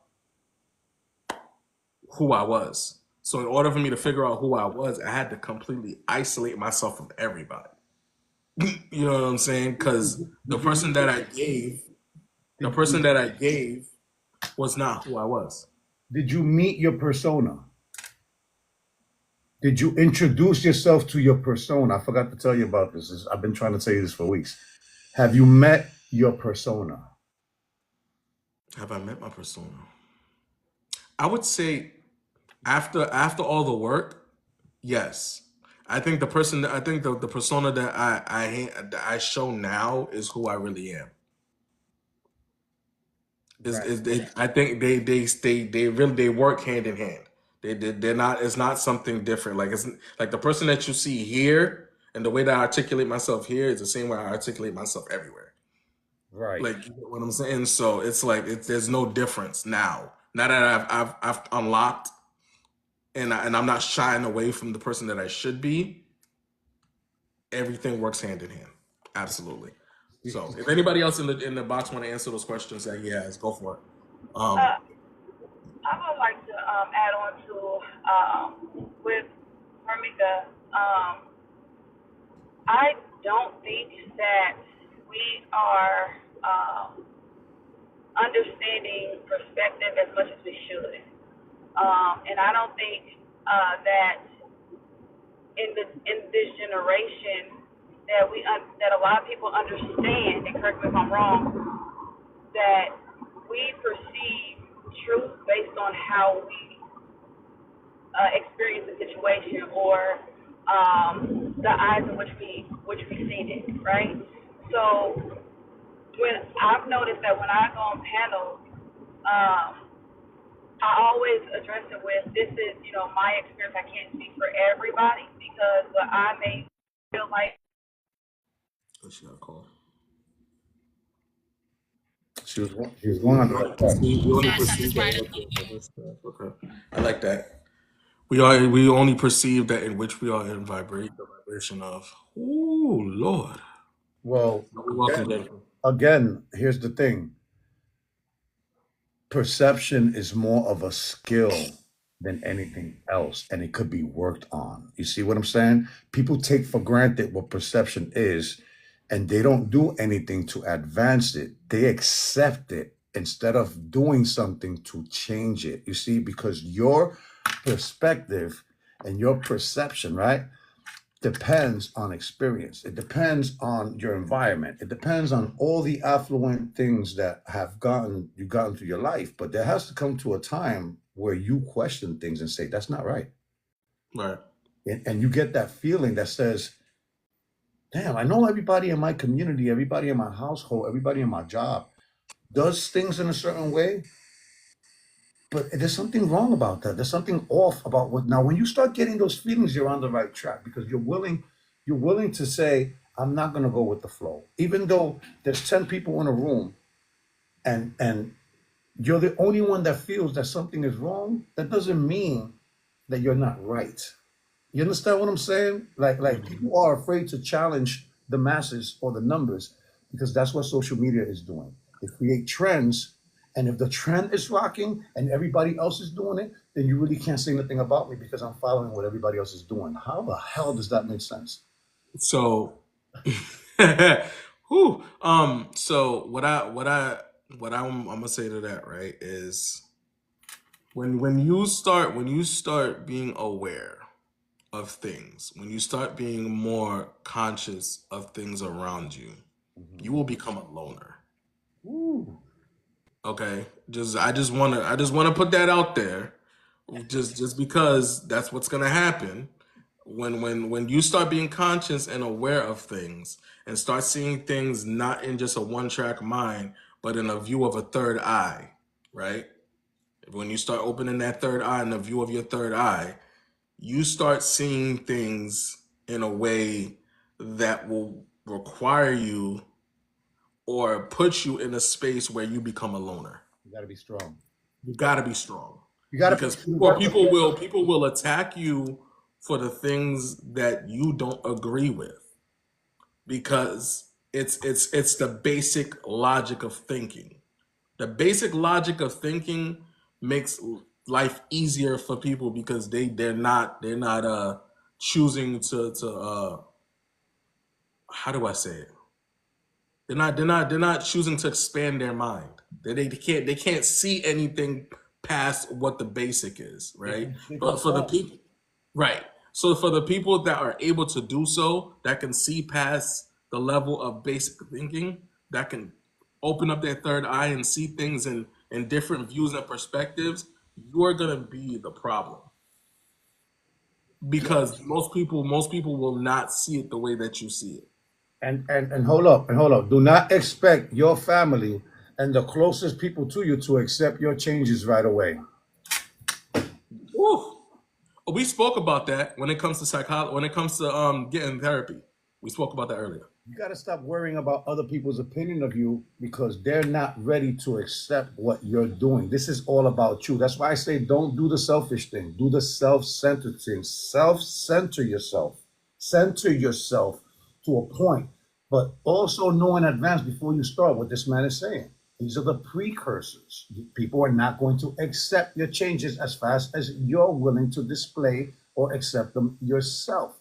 But don't rely on their affirmation. Don't rely on their acknowledgement, because I've said this before. The people that you rely on the most for acknowledgement are not going to relinquish that power. That's the only power they have over you, is that they know that you need them to confirm or acknowledge what you're doing. Now, what happens when we don't get that acknowledgement? Look, it comes from parents, older sisters, friends, the community. What your boss does that sometimes. That no matter how hard you work, they don't see it. Why? They don't want to give you that, because once they give that to you, they have released the power that you've given to them in the first place. But when you don't need that acclamation, when you don't need that acknowledgement, you've won, because now they will start respecting you, because you don't need them to give you what you should have given to yourself. And for the people that are not there, right? For the people that are not there, because I like to play the little devil's advocate when he says shit like that. Put yourself in your kid's shoes. When your child learns something new that you didn't teach them, and they run to you, oh, look what I've learned, and then you push them to the wayside because you're doing something that's really not that important, Or that you don't understand. that you don't understand. You don't understand what they've learned for themselves, but they're excited because they learned these things, and then you'll be like, okay, that's cool now. I'm watching my show. You can leave me alone. Or, you know what I'm saying? Or something like that. But put yourself in the shoes of your parents, your friends, your boss, doing that same thing to you while you're working on yourself. You found a new version of yourself that you've never seen before. You love this version of yourself. This first, you feel good. Your energy is strong. Everything is good. Physically, you're good. Mentally, you're good. Emotionally, you're intelligent. But then when you go to express that to the people that care about you, that you want to get that validation from, but you don't get the response that you're looking for, the parents that do that to their child, that's your karma. This is why they say sometimes, That's your karma. this is why they say move in silence. This is the reason why they say move in silence. Because if you put the expectations on somebody else's acknowledgement, you're going to fail more than you succeed. You cannot put your monitorism, the way you monitor this, because there has to be a way where you can monitor your progress, right? You cannot get other people involved with this in the beginning stages. You have to learn how to accurately assess where you at without involving too many people. Now, if you have a super supporter, if you have a person that got your back, if you got a person that's going to work with you and hold you accountable, and you could be accountable partners, don't deny this person. Right. Because there's going to come a point where you think say that that for you the do it all, and you're going to fail. You're going to need some support somewhere along the way. So if you get it from the beginning, don't deny it, but it has to be a pure accountability partner. It can't be a half-assed accountability partner that only rewards you or tells you the things that are convenient to them. Right. It has to be full circle. Spiritual, welcome in for the first time. How you doing today? Good morning. Thank you. I'm just getting my little one set up, like with breakfast and everything. But yeah, I'm happy to be here. What's for breakfast? What's for breakfast? What's for breakfast? I gotta take this one. She's almost 4, so probably like pancakes or something. Pancakes are good. As of yesterday, I get half price pancakes. I reached 55 years old yesterday, so now I get half price on IHOP. That's awesome. And happy birthday to my brother Omega once again. You know what I'm saying? Happy birthday. He's getting close to the ages of AARP. I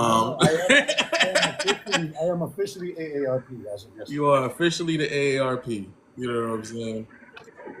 And this is where the beginning of the live came from, right? We banter with our brothers and we joke around about shit, just to joke around about shit. He is now at the AARP stage. Yeah. Like, and you see, that's the thing that we live in a world right now that's so sensitive that we can't even joke with people, because if you offend them, they're ready to sue you. yeah.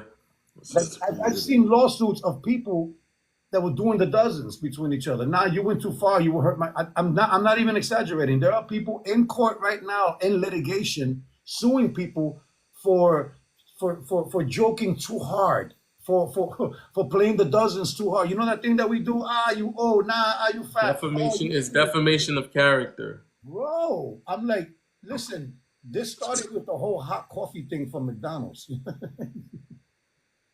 I mean, you That's, gave me hot coffee? You what do you mean you gave me hot coffee? so before I go to the second question, right? So give everybody a chance to answer that second question. I want to play a video real quick. I posted it on my page. I'm a big fan of Michael Todd.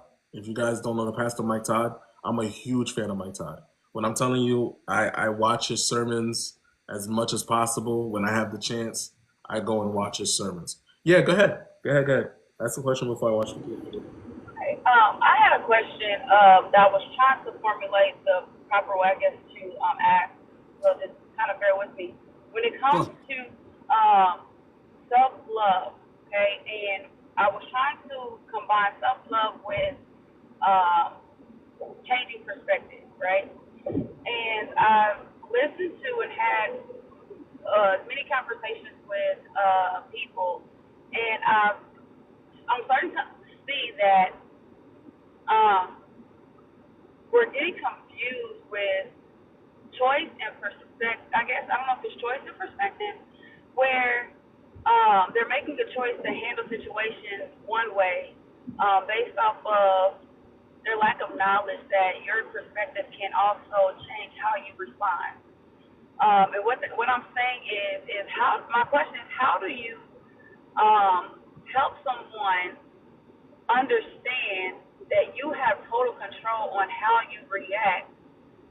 For example, the way that I would have reacted in situations when I was younger and wasn't aware of myself is not the same way that I'm going to choose to respond or react to someone or something now. So because I was able to go through those steps, how do we open the eyes of someone else? I know it's not our responsibility, but what is the best way or more healthy way to help someone to see? I don't know how to form this question. I'm sorry. I know, you're good. You're right on the ball. I got you. 100%, right? And hear me when I say this. And I bite my tongue. I don't bite my tongue whatsoever when I say this. They have to be coachable. They have to be coachable before you can even get to that point. They have to be coachable, right? They have to listen to understand and not listen to respond, right?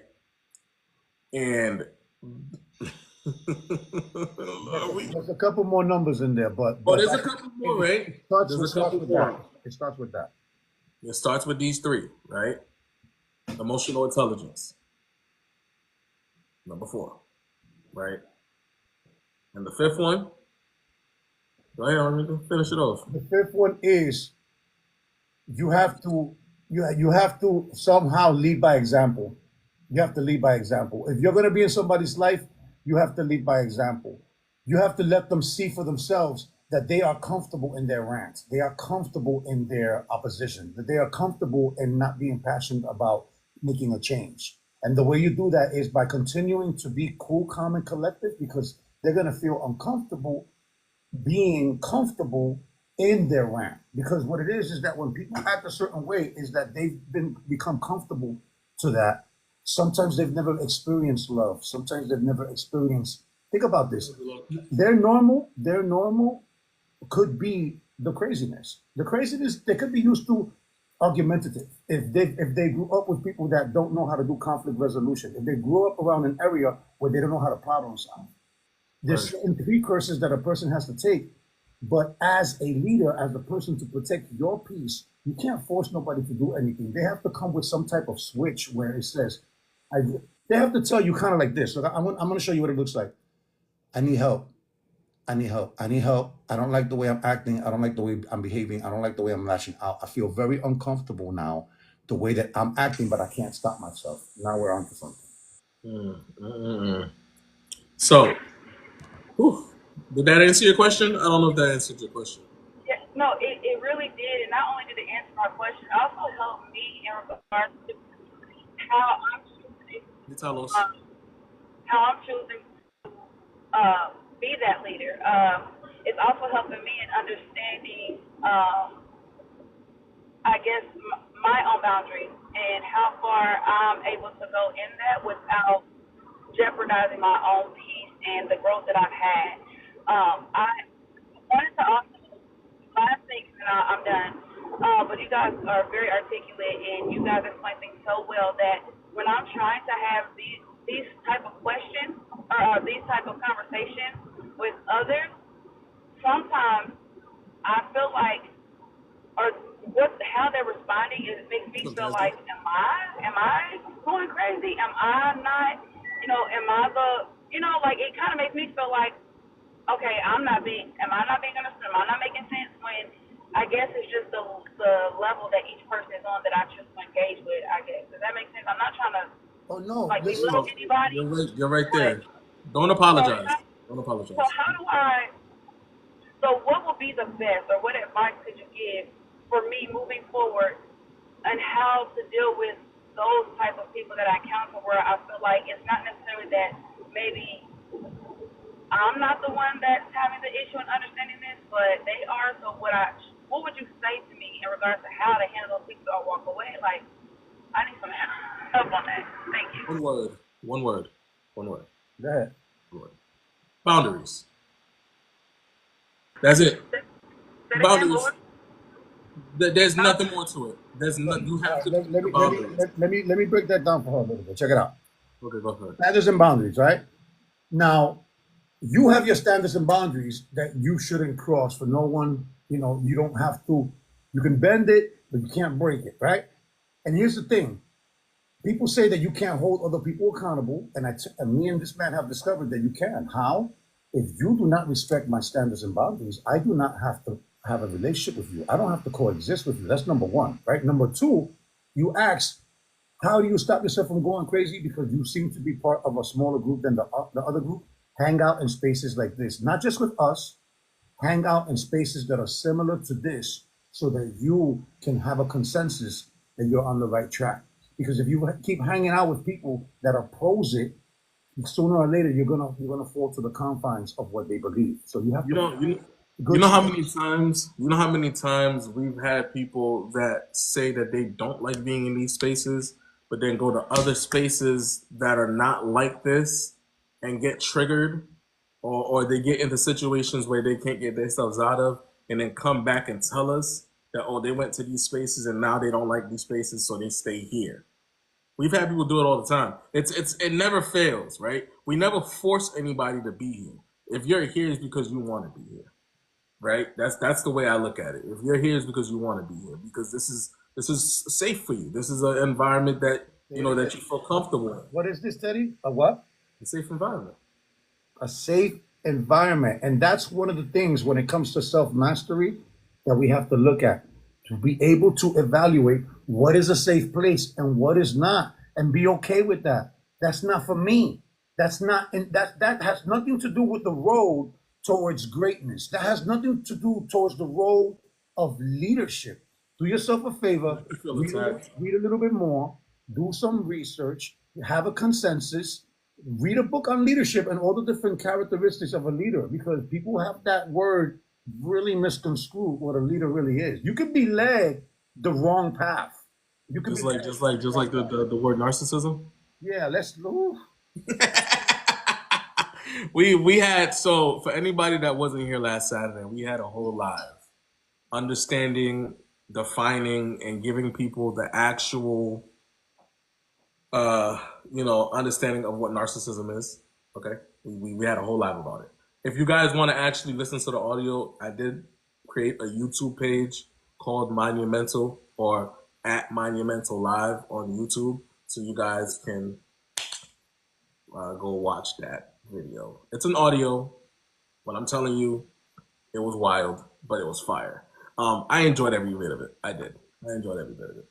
And we kind of figured out, we also figured out that the majority of the people that were in here have tendencies of a narcissist.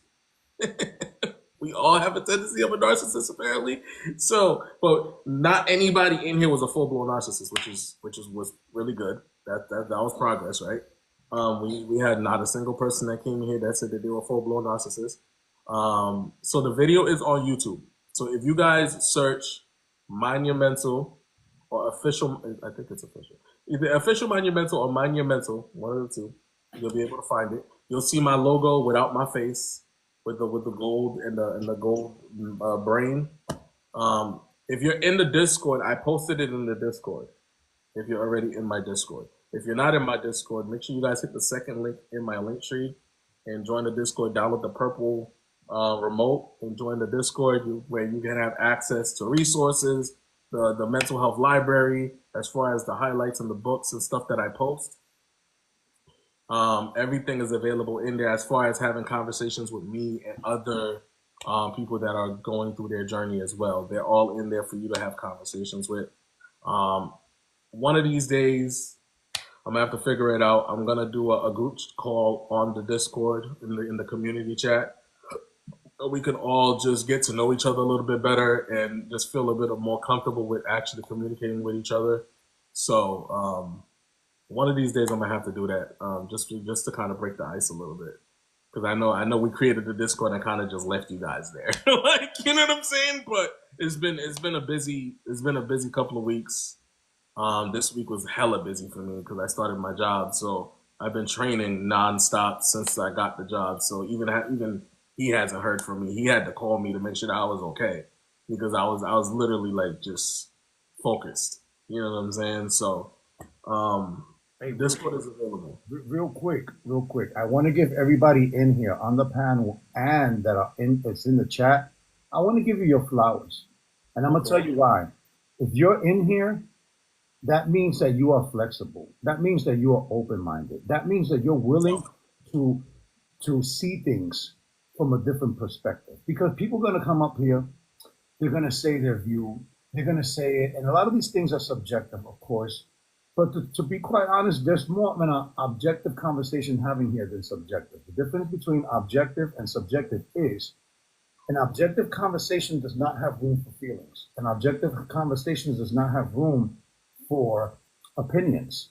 Subjectivity is where something could be many things. Again, are we talking about perspective and perception? Because we got to bring it full circle. If you are in here already, that means that you are looking for a place that will agree with the change that you're trying to make. You understand what I'm trying to tell you? That part. It's not going to work unless you understand that. This is what I'm trying to say. Don't just go into a live or go into a conversation and say, that's it, that's the answer. No. Go into this. Research. Yeah. Do a lot of research. Don't go. The one thing in 2024 we have access to is information. The one thing that we have access to is information. Frosty, I will help you out with that towards the end of the live. I got you. I'll send you a message. But that link should work. If it doesn't work, I'll help. I got you. Just send me your Discord name, and then I'll send you a friend request, okay? If you already have Discord, just send me your information, and then I'll add you to the group. But information is free, people. Just saying. Like, if you do the research, you will find it. All the lives that we've done over the 4 years, I've researched every single thing about it. There's not a day that I didn't do no research. Whether it be on the Google, on TikTok, on Facebook, Instagram, even universities, they drop all types of articles and stuff about pertaining to mental health, and I research it all. And listen, but I gave everybody the flowers, right, for being here. But now let me say the part that nobody's talking about. Go for it. The powers that be, the GOV, know that people like me and you and me are not going to do the research, are not going to take that information. They're mocking us and saying, the information is there. Look, AI, you can look up anything, Google, it's already in your subconscious. They're doing this on purpose and mocking us, knowing that only a small percentage of these people are actually going to go and do the research and put the work in, because they know that we are an entitled society. So once the information is there, what kind of attitude do we have? I'll get to it. And what are you doing to the universe and yourself, and you're saying shit that you're not gonna do. You just keep talking about it, and guess what? You get into habits of, I'm gotta do this. I gotta call Teddy. I gotta call Mama G. I gotta call my girlfriend. I gotta call my boyfriend. I gotta call my mother. And then guess what? You end up being a talker. You end up being a person that doesn't do shit. Why? A procrastinator. Hello, guys. You guys are procrastinators. If this is you, it's already there, right? Because why should I have to look for something if there's no effort in doing it? right? Does that make any sense? Think about this. It's already given to you. So since we live in a world where it's all about entitlement, argue with me if you want, but we live in a world right now where we're entitled. We feel entitled to do so many things. And the information that's out there also gets treated as an entitlement instead of a tool, instead of a skill. You know what? Teddy, I'll look at it next week. The hell, you're not gonna look at it next week. Hey, I'm gonna review that in a month. No, I need this information. I need this ASAP. I need this ASAP. I need this now. Like, what? Who the hell do you think? Me and this man go through this all the time. Like, no, Teddy, I'm not waiting next week. I need you to look at this like in the next 24 hours. Why? Because we get used to being complacent. Then that turns into procrastination. Then we look for reasons not to do what we're supposed to do. He holds me accountable because there be days where I'd be like, I'm not looking at this shit right now. But then he'll just keep messaging me and send me shit and send me shit and send me shit. So when he sends me that last thing, I look at that last thing, but then I'm gonna scroll up and look at everything else that he sent me. I'm like, all right, you know what? I see what you're doing. We're here now. What are we doing now? Now that you done put me down this rabbit hole. Like, you know what I'm saying? Like, what are we doing now? It's called positive antagonizing. It's called positive antagonizing. When you antagonize someone so much, we're like, okay already. You understand what I'm saying? Like, what the heck? But it's good though, right? Because I need somebody like that, right? You know what I'm saying? Like, I do have my mentor that I speak to on occasion, right? I have my coach, Juanita. Obviously, he's the person that coaches me. So it's like I have these people around me that hold me accountable. But don't get it twisted. I'm human, okay? Like, even though I do this, I am human. So there be days where I'd be like, I don't want to do shit. Like, you know what I'm saying? I just don't want to do nothing. I just want to chill. You know what I'm saying? Just relax. That's another reason why I took those 2 weeks off, because I just needed a breather. Like, you know what I'm saying? Like, I just needed a breather. Like, we've been going hard from the beginning of the year. We dropped the book, and then we just went nonstop after we dropped the book. I said, I need a break. He needs a break. My mods needed a break. Everybody needed a break because we've literally been going hard since the beginning of the year. And I never wanna overuse individuals to the point where they have nothing left. You know what I'm saying? Because I appreciate everybody here. I appreciate the people that come in here. I appreciate the people that protect the platform. I appreciate my co-hosts when they pop in here. You know what I'm saying? I got you. Christmas, you on my list. No worries. I got you. Like, you're on my Christmas list. You know what I'm saying? So look, I had to take that time. Let me give somebody a very, very simple look. And some of the coaching sessions that I teach about time management, right? And people keep playing with time like if time is not merciless and time is going to somehow wait for you. Time is not going to wait for you. Time is going to continue to tick. Time is going to look at you and say, the hell with you. You understand what I'm saying? Like, time is going to keep going with or without you, right? But we keep acting like time is supposed to take a break and be like, listen, I'll wait for you up the block in the corner. No, time is going to keep going. So something as simple as this, and this is what drives me bananas. If you're not good at remembering birthdays, first of all, if you're changing your life, you're going to be adding new people to your life, right? So you're going to want to start remembering birthdays, right? Because people like to get recognized on their birthday, right? Okay. So this is what you do. If you like somebody enough, you put them on what's called the birthday list. Go to Google Calendar and put their birthday on the calendar and tell Google to give you a reminder next year and every year after that. Guess what? If that relationship doesn't go anywhere, you can remove them from the calendar. But if the person is worth it, you leave them on the calendar and you don't have to remember nobody's birthday because Google will remember it for you. Go ahead, man. As simple as that can salvage a relationship. Think about how you feel when somebody you wasn't expecting to say, happy birthday, happy Father's Day, happy Mother's Day, Merry Christmas, Happy Juneteenth. Happy Hispanic Heritage Month. Happy Cocktail Hyena Giraffe Skin Day. You understand what I'm saying? Like whatever it is. You understand what I'm saying? Like, sometimes we drop the ball and we put too much effort into things that should be on autopilot. Learn how to pick and choose where you put your time management. I'm not good with names. Okay, you just told yourself that you can't do it. You need to put it on your butt. Go ahead, Papa G.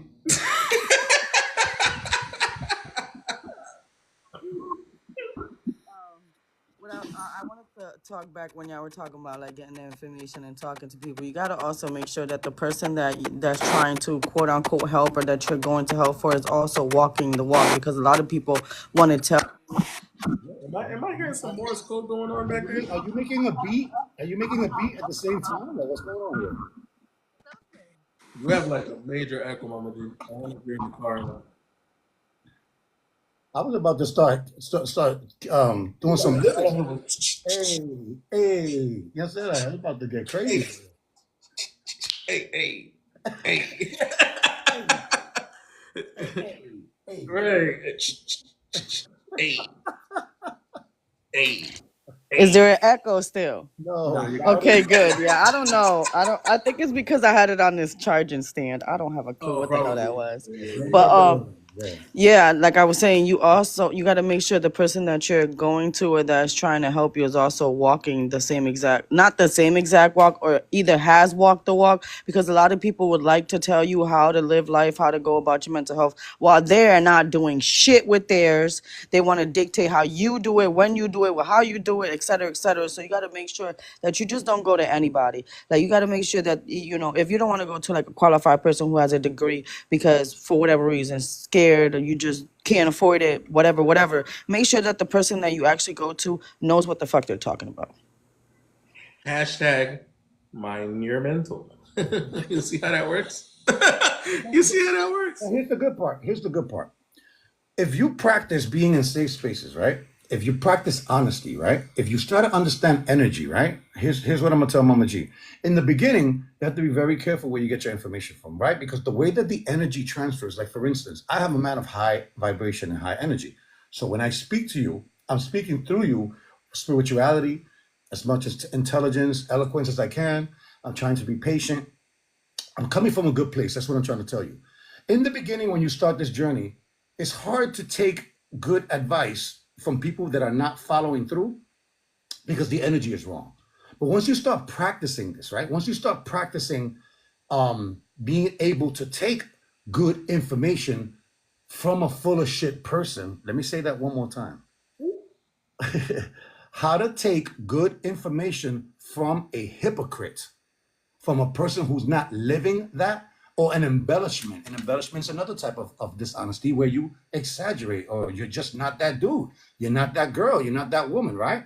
You get to a point where you could actually learn from a dummy. Believe it or not, a hypocrite don't give bad information. They just don't apply it to their life. Right. It doesn't mean that they're wrong. That's that. You know what I'm saying? But here's the thing. It's not that the information is wrong. It's that it's just not believable, and the energy is not right because it's coming from a person that's not practicing what they preach.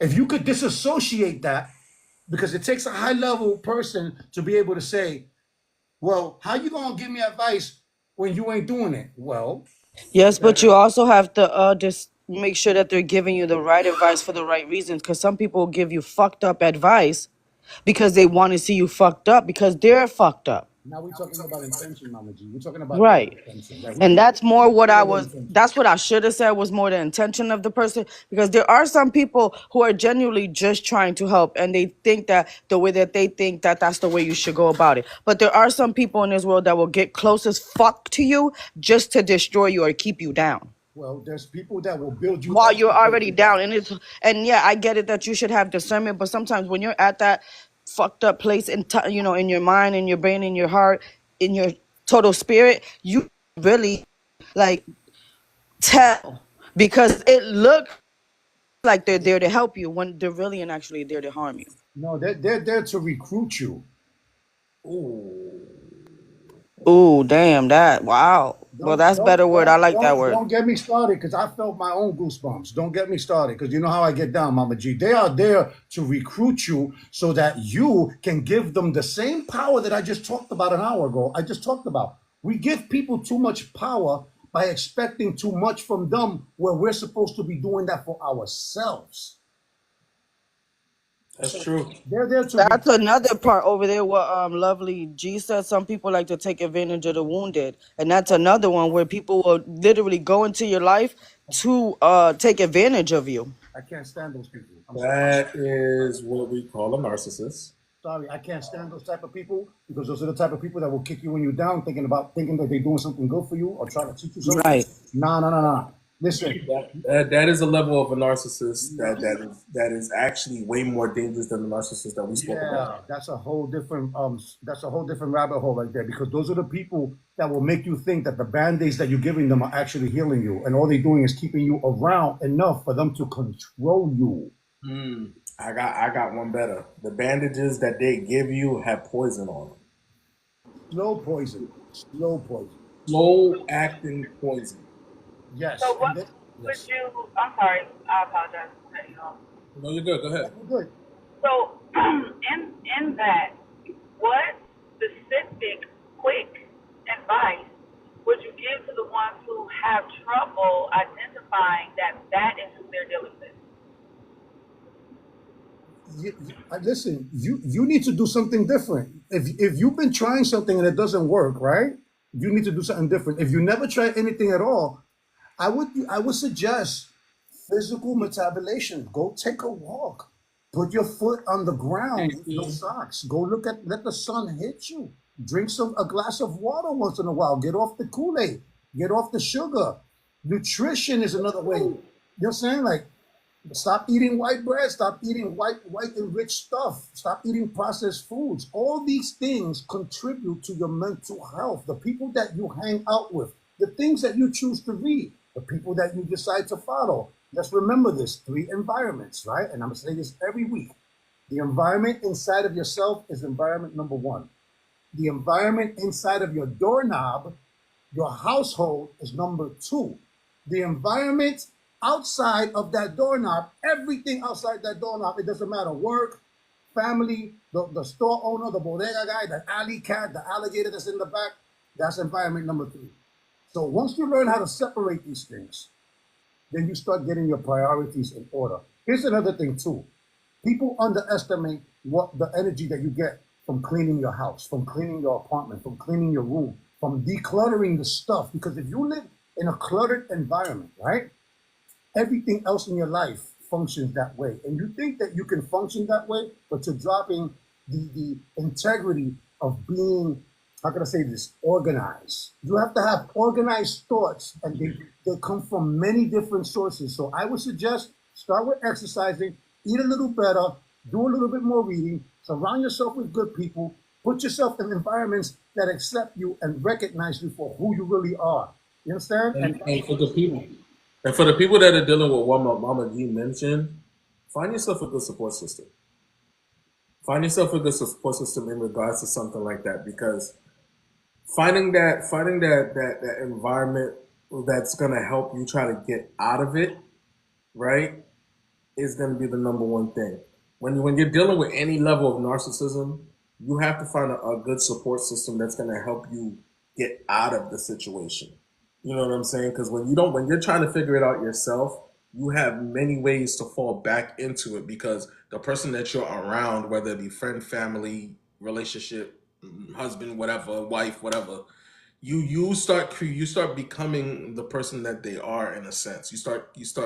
You're getting some of their traits, right? Where you guys start bouncing back and forth on each other, right? And it's never a healthy thing when you start doing that, especially when you start portraying the traits of a narcissist. Just be mindful to get some support system in regards to that. Yeah, definitely. Let's take a 30-second break to tap the screen, y'all. If I can get everybody, even in the boxes, I just can't be the one to tap. So just everybody tap the screen for 30 seconds. If you guys haven't hit my link tree, we got quite a few things in there that you guys can indulge in. We have 3 different stores, pop-up stores I created. I created the store for Monumental for all the affirmation shirts that's available. I did create a Juneteenth pop-up link for this year. It's still going to be available through the year, so you guys can purchase your stuff for next year. If you guys want to grab some Juneteenth merch for next year, definitely grab yours. And then I created my new line called Eternal Roses. If you've been on my page, you've seen that I post about it all the time. I've been posting a whole bunch of stuff about it.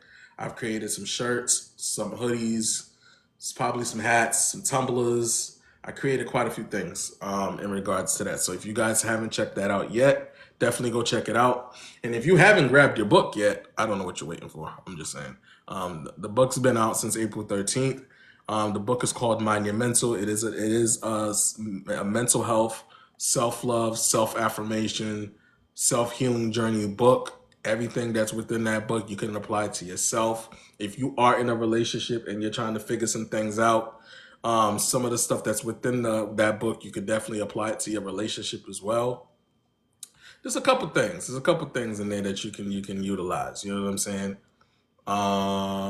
Yes, you can get the book on Kindle. If you have Kindle Unlimited, it is actually free. So if you have Kindle Unlimited, it is free for the masses. So, but we got the hardcover and paperback, and this is the shirt that I'm talking about, just to give you guys a good idea on what the shirt looks like. That's the shirt that we created. I have a couple other ones that I created, but if you guys want to support the new line, Internal Roses, definitely grab your shirts. If you are in the Discord or not in the Discord, you actually have access to purchase Juanita's book, also Living in the Norm. I would read my book first before you dive into his book, because his book is real raw and real uncut. And you might want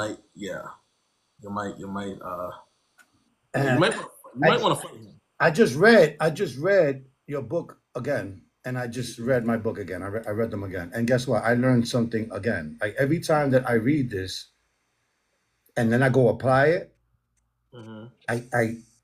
it opens the door for more understanding. And I'm like, how is this happening? And it's because you have to be open-minded. You have to be flexible, man. You have to be willing to do it. And trust me, I was one of those types, man. I don't want to read. I keep it all here. I don't want to write. I don't want to read. I keep it all here. I don't want to write. My life changed 100 times tenfold. I am more organized, more pleasant. I'm in peace. I enjoy my love. I understand things better. I have better relationships, better conversations. I'm accepted in better communities. I get invited to a whole bunch of places because of the way that I carry myself. People go through life saying, why am I not getting invited to certain places? Why am I not being invited? That's a very important mental health aspect for self-esteem. And that's one of the layers of the Hierarchy of Needs by Abraham Maslow. Look that up. Abraham Maslow has a thing that's called the Hierarchy of Needs, and they're the basic needs. And one of them is a high level of community acceptance. If you don't get invited to places, even if you accept these things or not, or whether you go, not being invited to places is a deflator. I don't know if people honestly pay attention to that. So put yourself in the position to become a better person, because there's a lot of great people out there, but they're not going to waste their time with people that are half-assed. They're not going to waste their time. You know what I'm saying? There's a lot of great people out there. If you're surrounded by bad people, it's because they want to keep you there. But there's a lot of good people that are willing to help you and give you the nuggets and to share skills, right, in life. So again, do your best. And look, if I see people, and just on this app, and Teddy will tell you, there's people that I won't invite to the get-togethers because I don't think that they're ready for those get-togethers. I don't want them to be a nuisance or a problem. But there are other people that I've seen develop that I'd say, I'll pull up. I'll go see you. Or we'll make a date, but you're not going to get invited if you're acting ratchet or you're acting like, your shit don't stink or you're the best thing since fucking peanut butter and jelly sandwiches. You know what I'm saying? So that's why I haven't been invited to none of the gatherings? I see. Ford, what's good, bro? I see you, amiga. But maybe don't play with me because you know that I will take care of my niece, all right? my nephews, and all these kids that you have over there, all these 17 kids that you have over there, right? So don't play with me. Sir, I have 3. That's Where the fuck did 17. other 14 come from? That sounds like 17 to me in my perspective. You understand what I'm saying? Nah, that shit more like 30. It's 10 personalities in each of them little bitch. Ooh, I got a tough question for y'all. Yeah, hold up. I was gonna ask you in front of everybody. Teddy, what do you think about this statement? I think we said it on the conversation, so I'm gonna bring it back up. When you're dating someone who has multiple personalities, is that the same thing as being in a poly relationship? Absolutely.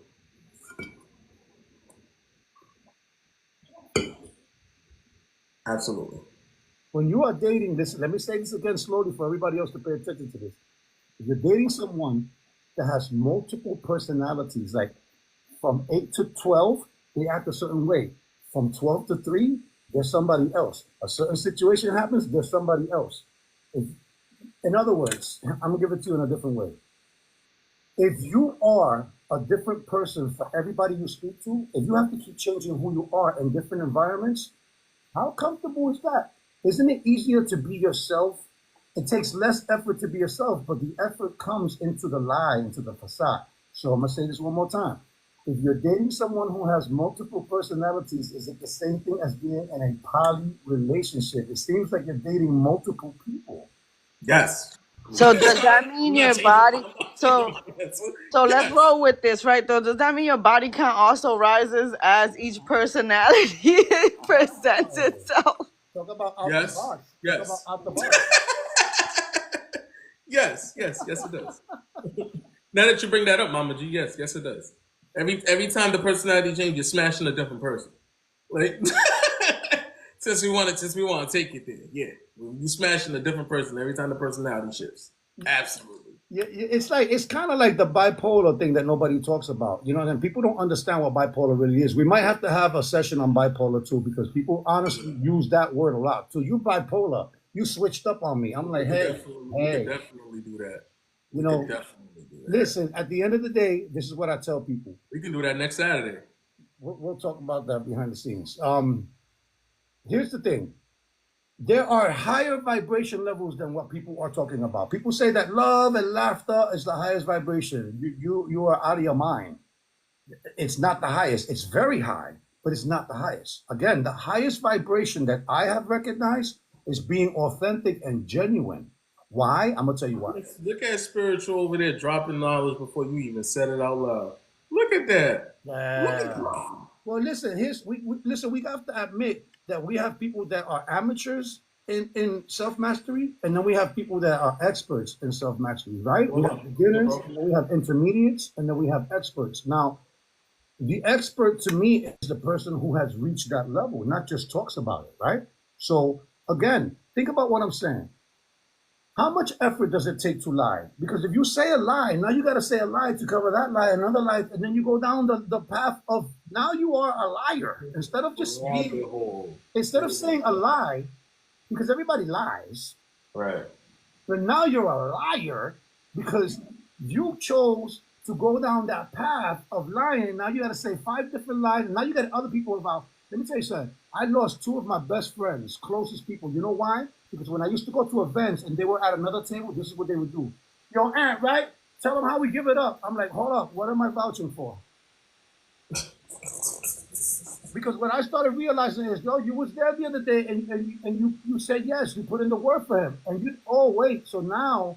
Not doing that. You understand what I'm saying? So now people, same people that were in that event will see me in the middle of the week. You know what's crazy? Yo, hey, you vouch for him. What you talking about? I'm gonna keep it all the way 100. I don't love nobody that much. I'm sorry. I don't love nobody that much. I'm sorry. I'm sorry. I'm sorry. Not sorry.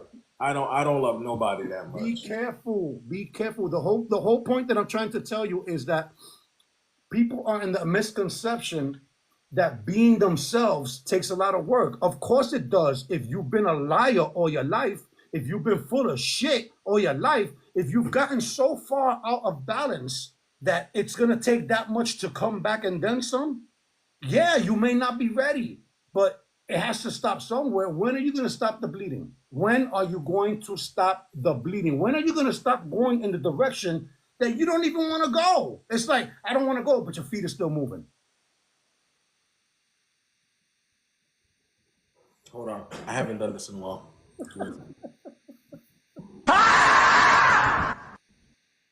It's called a mental treadmill. You're moving, but you ain't going nowhere. Same thing as a generational curse. Same thing as the gerbil or the hamster wheel. It's the same shit. You're talking a lot. You're putting a lot of effort into talking, right? I'm going to do this. I'm going to do that. I'm going to call my tío. I'm going to call my uncle. I'm going to call grandma. I haven't done this. You know what the universe is doing? Looking at you and laughing at you and saying, man, you talk a lot of shit. Why the hell will we bless you when you don't keep your own word?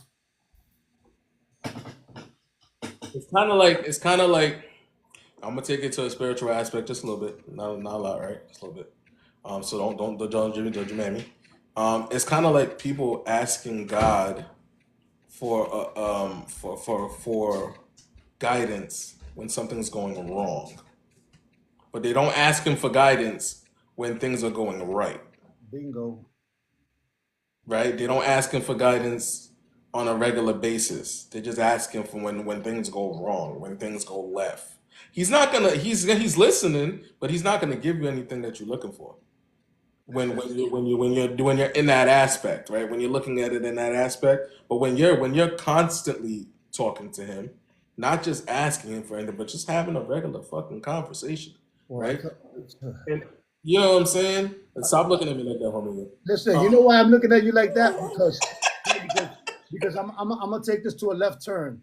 Most people only mention God when they're in big trouble or when they're in the middle of a sexual intercourse.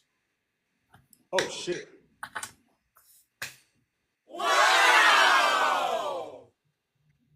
Did I stutter?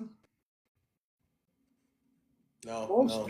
Most people only call upon God when their back is against the wall, when they're almost at the point of giving up, when the shit hit the fan. But nobody gets up in the morning. I'm not gonna say nobody, but a lot of people don't get up in the morning being thankful. They get up in the morning with attitudes like, oh man, look at this life again. Why did I wake up? Like, what the hell is wrong with you? You know what I'm saying? Like, get up in the morning and say, you know what? I'm gonna be thankful for what I have.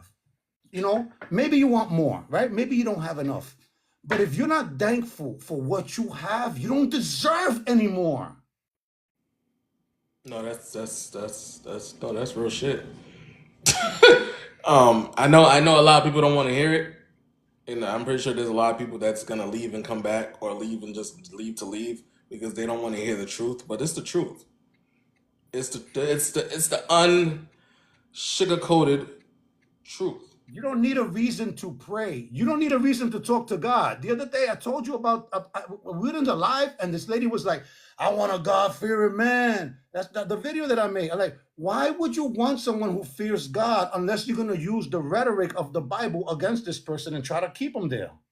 Why would I be afraid of God when I got God on speed dial? Yeah, Mama G.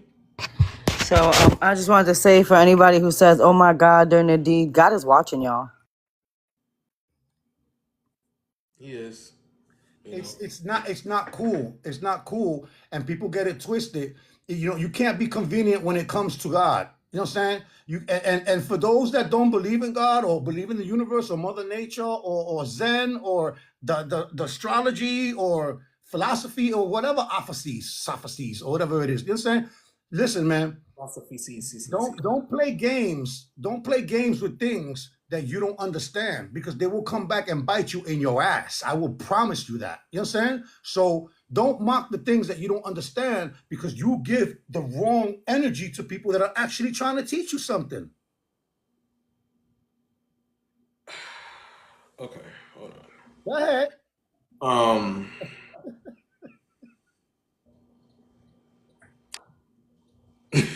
I'm trying to choose my words wisely here, right?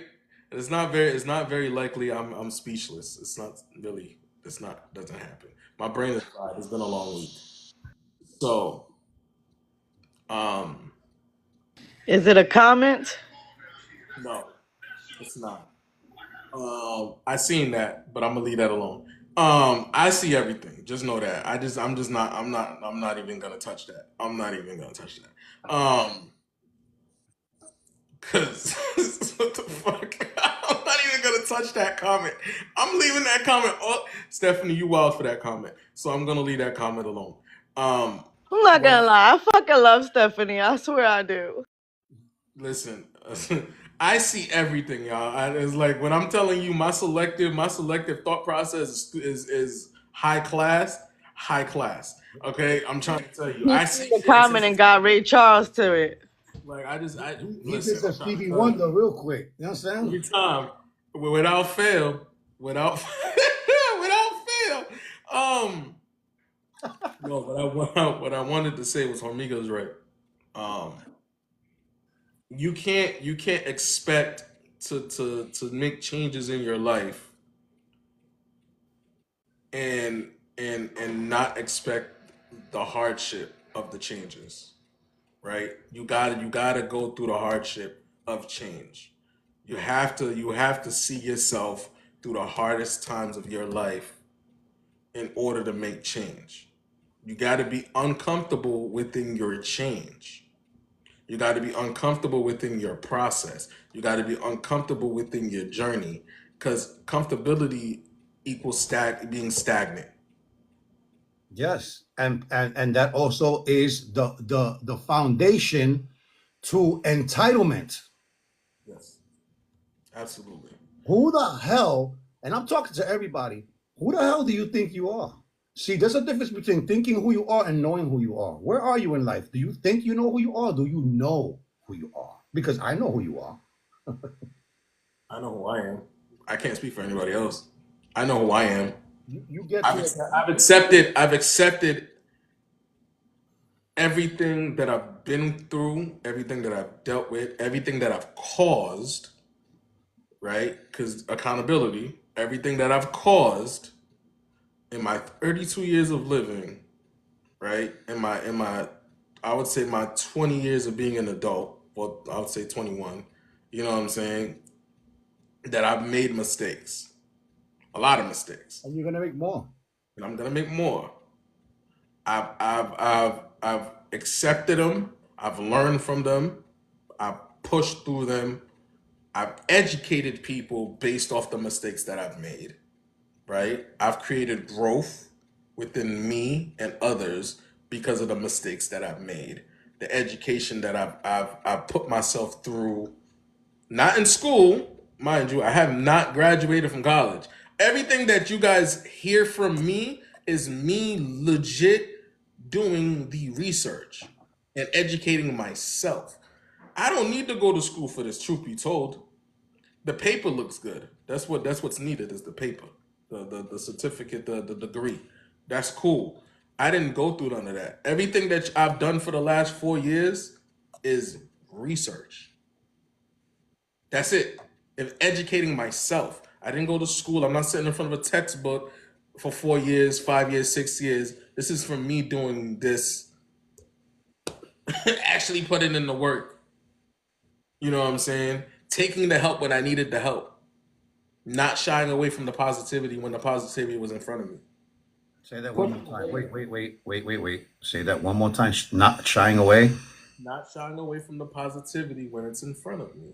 But here's the problem. The problem is that if you're not putting in the work and you're not open minded, you're not even going to recognize it. You're not even going to recognize the blessings if your spirituality, if your mindset, mind, body, and soul is not in the right place. You could be, you. Let me tell you something. Somebody said something in the comments. I think it was spiritualness. Do you thank your husband? Do you thank your wife? Do you thank your kids? Do you just go randomly? I go to my daughter, Ashley, I'll be like, thank you. She goes, for what? Just being you. I don't understand that. You don't have to. I'm thanking you anyway. When do we take time to tell people, damn, I appreciate you? We get to a point where people do so much for us that we think that they're supposed to do it. Yeah.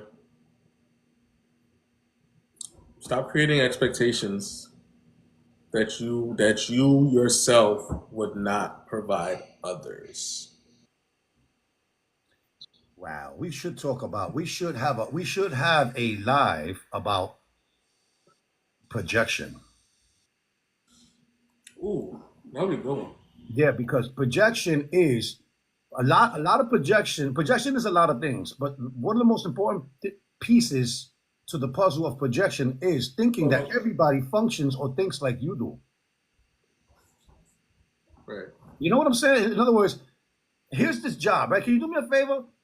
Do this, ba ba ba ba ba. You walk away. You come back 2 days later. Hey, it's not the way I wanted it.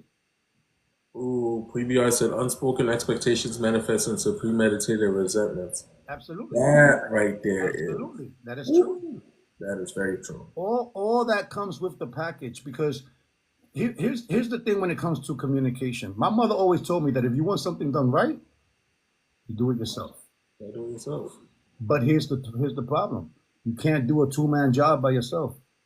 You can't do something that requires more than one person. You have to recognize what tools, how much manpower, how much education, how much experience you need before you start a project. I don't understand why people keep shooting from the hip. You must plan, and before you plan, there are precursors, preparation before you start executing this plan. Trust me on this. I used to be one of those gun-ho, shoot from the hip. I was getting a lot accomplished, but now I'm getting so much more accomplished in peace, solid, better relationships, long-term effects, which is sustainability, not just for the moment. Because a lot of the things that I was good at didn't last long back in the day. So you said something. You just opened the Pandora's box a little bit just now. I caught it. I don't think anybody else caught it, but that journey, your journey that you're going through, you gotta allow people to help you, man. You have. I'm sorry. I know a lot of people are gonna be like, but I don't like people, but I don't trust people, but people done me wrong, and now I don't trust people because the people that done me. You can't put that on everybody. I'm sorry. You can't put that on. You gotta grow up, man. You gotta grow up. Like, you know what I'm saying? I get people have done me wrong and they hurt you. Trust me, they've done me wrong more times than I can count. But I never be like, I don't trust nobody. I can't do that. I give you trust until you give me a reason not to. And you know what I'm saying? And I know it's not easy to get there. It's not easy to get there. I'm not gonna act like it's easy to get there. But when you do get there, you got to understand, you got to separate the people that hurt you from the people that have never done anything to you. You know what I'm saying? If someone's never done you harm, there you have no reason not to trust them. Unless you're observant, right? I'm an observant person. If I see you moving weird, right, and I see it doesn't really align to the person that I'm trying to be, I move out the way, right? I don't ask no questions. I just move out the way. You know what I'm saying? Now, if I'm interested in being around you, right, and I want to be around you, I want to be friends with you, I want to be cool with you, then I'm gonna ask you questions of why you move the way that you move. You know what I'm saying? I'm gonna ask you questions. I'm gonna be curious. I'm intrigued on why you're doing the things that you're doing, and kind of give you a different perspective. You know what I'm saying? Whether you take it or not, we've had that conversation, and I can understand you better, right? Because you've never done me wrong, but I'm more intrigued in the way that you're moving because I actually care about you. You know what I'm saying? Like we have some type of friendship or connection or whatever the case may be. So I'm gonna be intrigued and wanting to know why you're moving the way that you're moving. Now, if I'm not intrigued in the person that you are, right, and I see you doing some shit, and it just doesn't align to what I'm trying to do, I move the fuck out the way because I'm not even gonna mess with you. You know what I'm saying? Yeah, Kiwi. So What it one may thing be. that one thing that I try to do for myself is if I find myself like not liking something in a group of people, or I'm sorry, my service is going it out. Take your time. Can you guys hear me okay? Yeah, we can hear you. It's in and out, but we can hear you. Oh yeah, sir. Hold on to that. Don't lose that, please. Don't lose that, please. Man, yeah, your connection's going in and out. Danielle, welcome in. Jade, welcome back. Sasha, what up, twin? What's going on? Welcome in. Did you ask everybody today how they ranked on their mental today? Trust me, I did not, because I know my mental is not there. Let's So right now. let's do that real quick. So we haven't had the chance to do it. So everybody here, rate their mental from 1 to 10, 1 being the worst, 10 being the best, 5 being the middle. My mentor is at an 8. This, yesterday definitely uplifted me, made me feel so good. I definitely needed that. I had so much fun. So I'm definitely up there.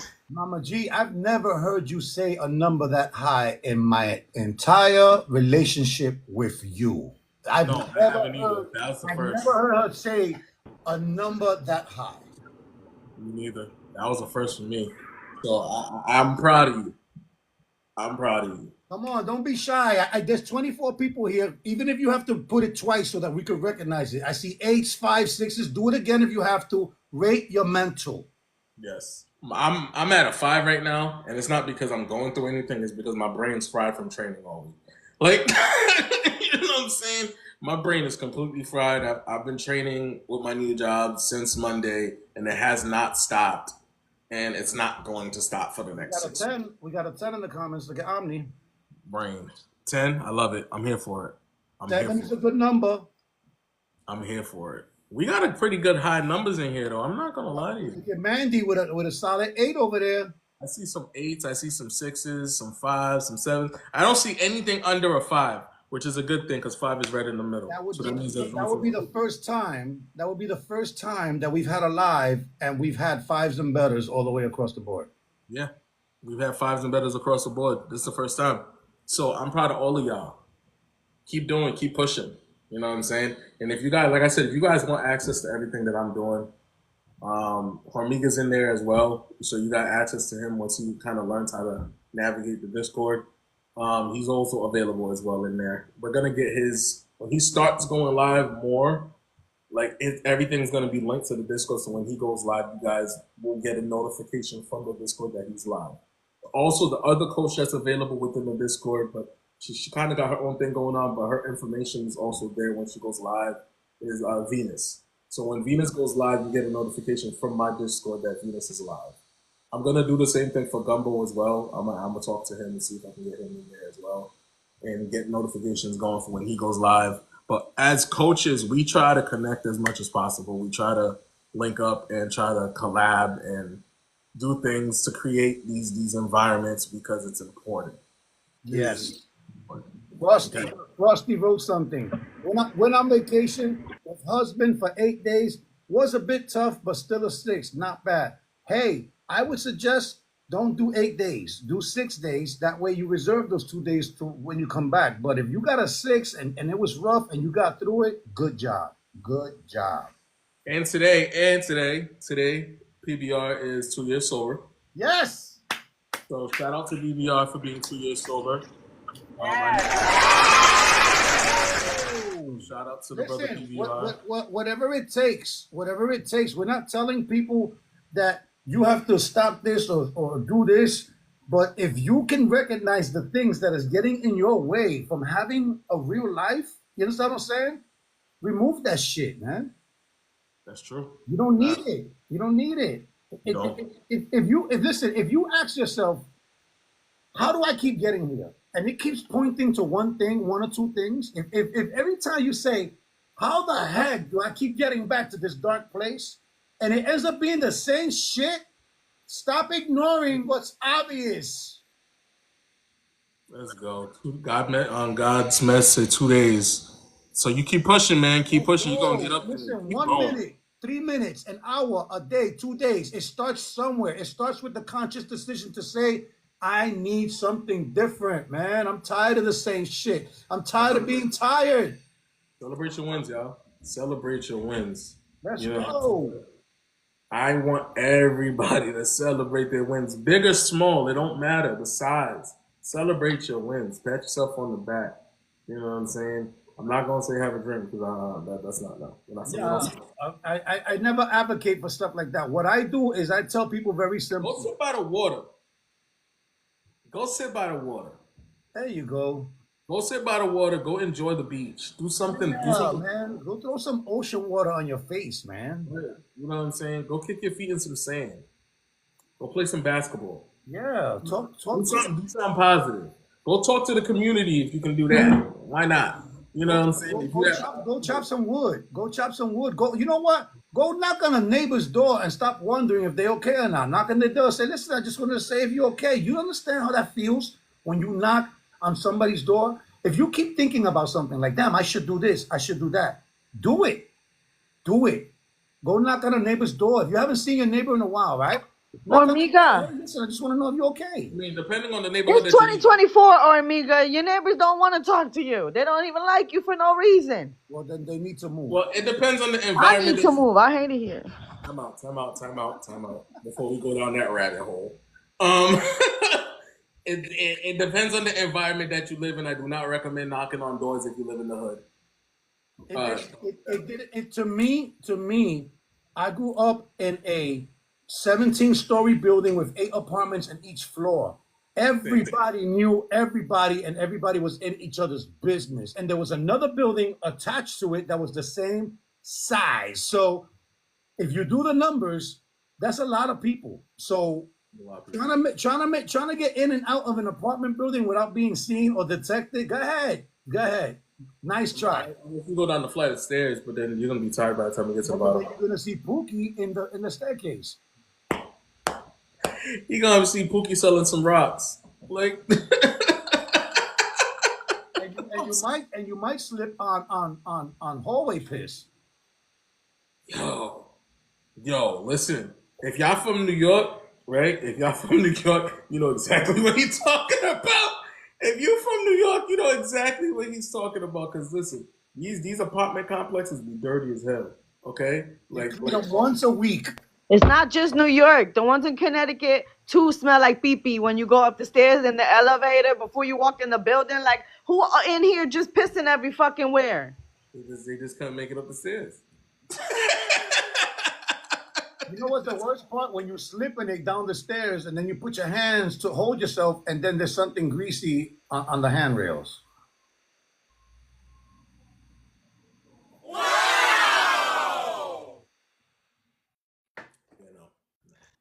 I'm just saying, what's funny is that we do a lot of nasty shit, right? And then there's things that require less effort to put ourselves in a better position, and we'll avoid it or ignore it. This will definitely make some great YouTube content. This will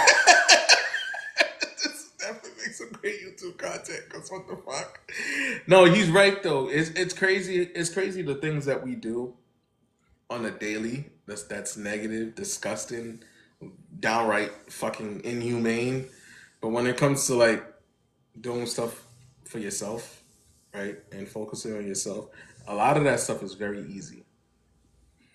A lot of that stuff is very easy to do, but we choose not to do it.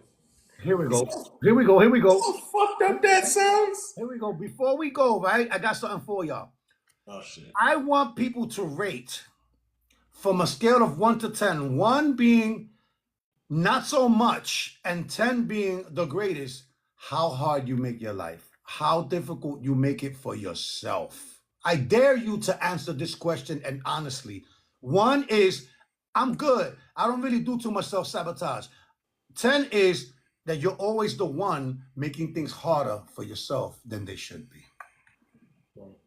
And for the people that followed me here, that followed me on this, you'll receive a link to the Discord after the live. Just to give you guys a heads up. Ooh, they got some. Damn, PPR said 11. Do you see these numbers? Because it's not just about where you feel your mental is. What role are you playing to your own demise? Mind you, 1 being the worst, 10 being the best, guys. Just keep that in mind. So if you're hitting at a 2, that means you put so much strain on your life to make it difficult. Well, I said it the opposite way. One being the lightest, 10 being the heaviest. 10 being the heaviest. Ooh, 10 is a lot, guys. So be careful.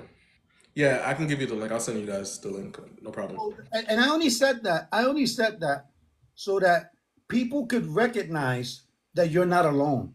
we all do shit, stupid shit. Sometimes you're like, damn, why did I say that? Why did I do that? Like, why the hell did I do that shit?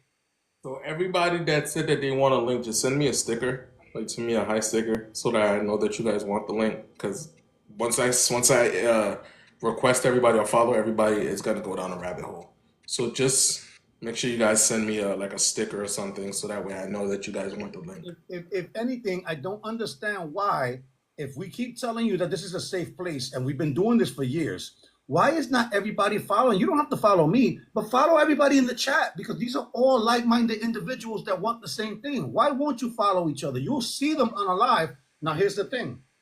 If you see people acting really cool and kosher and nice, and then you see them acting a whole different type of way, you understand what I'm saying? Like where they are producing or promoting negativity, or they're not that person, recognize that. Okay. Bring it to the chat. Bring it to the table. So just everybody that's wanting to go to link to the Discord, Sweetie is sending you guys the link as we're here on live. She's in the chat. So if you guys get a message from her, that's my significant other. So she's sending this link for you guys. So if you guys get a message from her, that's what that is. All right. So what are we doing for next Saturday? We still got another half an hour. We still got another 36 minutes in regards to that. So, guys, if you guys haven't hit the link, hello. Hit the link to the book, grab the book, purchase the book. You know what I'm saying? It's definitely a lot more useful than I speak on it, right? The reason why I don't speak on it as being as useful, because I want you guys to read it for yourself and catch the stuff that you need to catch in there. Go look at the reviews. We got quite a few reviews in there. You know what I'm saying? We got reviews on the book that are very powerful reviews, very good attest to what the book has done for others. And if you have purchased the book, please put a review. And it's very important so that way we could push the book out as much as possible.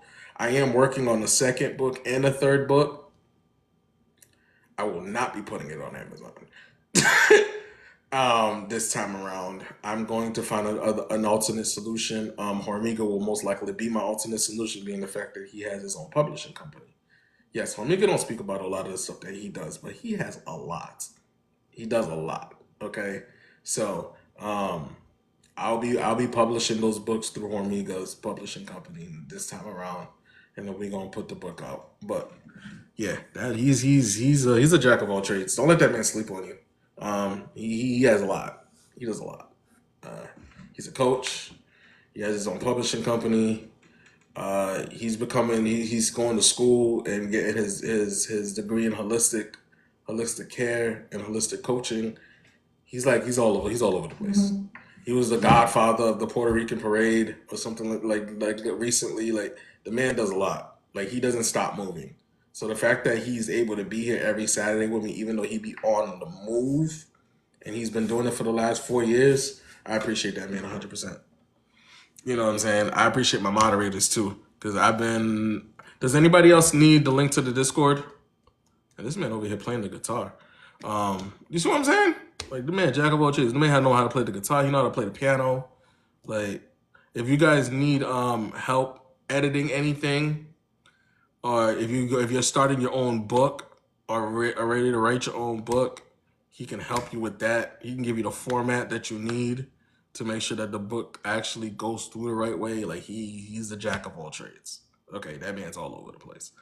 All over the place. So if you guys want his help with certain things, definitely hit him up, because he does it all. He does it all.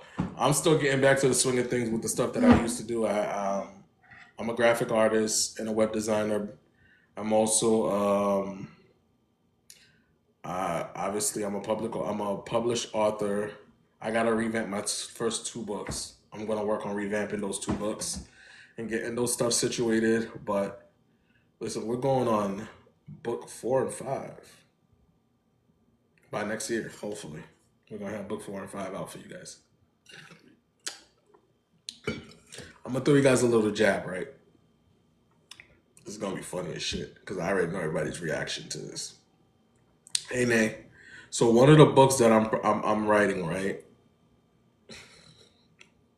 The only person that knows about this book really is, my immediate. But I'm gonna put it out there because hopefully by the end of this year or next year, I'll have this book out. It's gonna be called "I Am a Narcissist. I Need Help." Just let that sink in. I'm not gonna go into details on what it is. Just know that's gonna be the name of the book. The name of the book is gonna be called "I'm a Narcissist. I Need Help." Armika, what you think about that?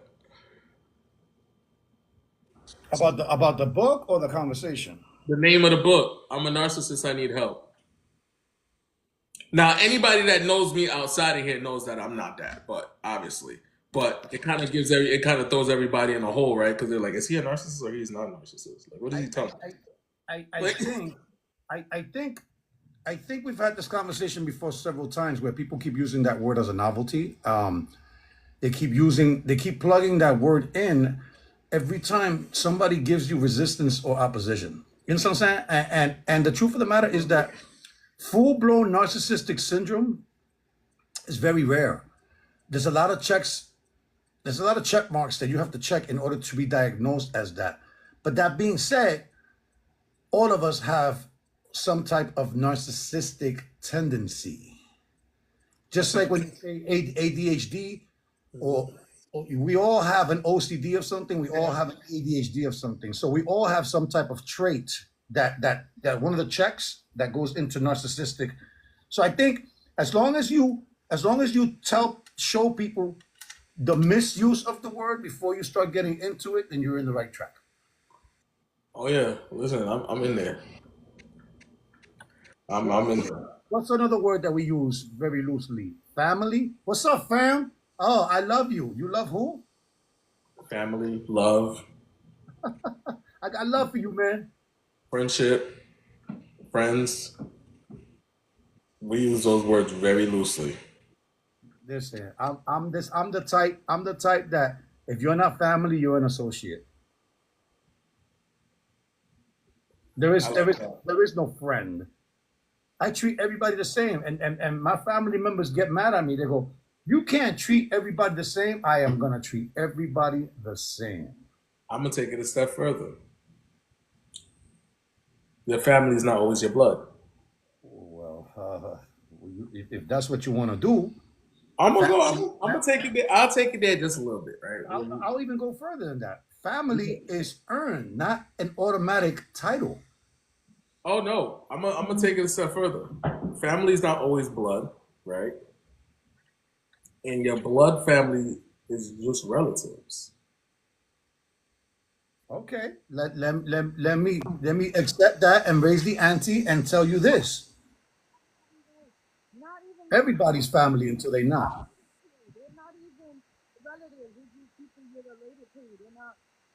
Mama G, if you're talking, you sound like a Smurf right now. Mama G, are they taking you hostage and throwing you in the back of a trunk? Because that's what it sounds like right now. What about now? Yeah, we can. Yeah, it's every time I put on this stupid flat stand charger thing. I don't know why it sounds like I'm over here again thrown in the back of a wagon. Yo, she sounded like she was being thrown into who's this? Oh, Jesus. Well, let's talk about real quick. Let's talk about the God thing real quick. Here's the thing about God, right?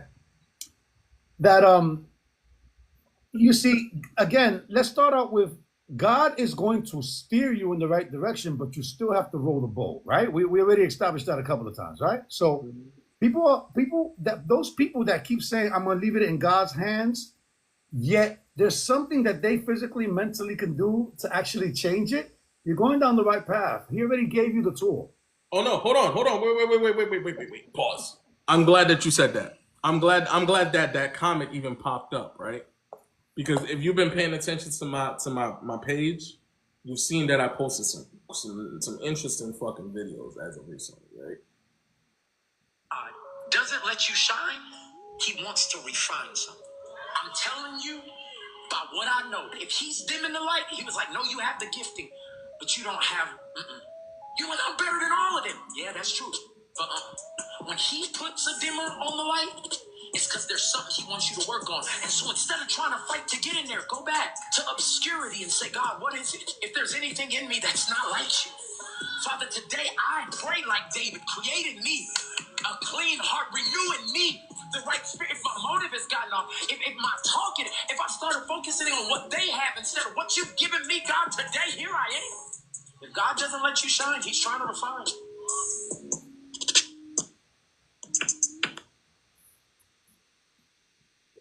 Do I need to say more? Unfortunately, you do, because we live in 2024, and you could actually hand somebody over the answer, and they'll still say, "I don't like it." Keith, what's going on, bro? Welcome in, welcome in. Make sure y'all following Keith in the chat, bro. Keith was actually on the panel with me last night, and listen, I learned a lot from this man. Good, yo, welcome in, brother, man. Missed a good one. That video,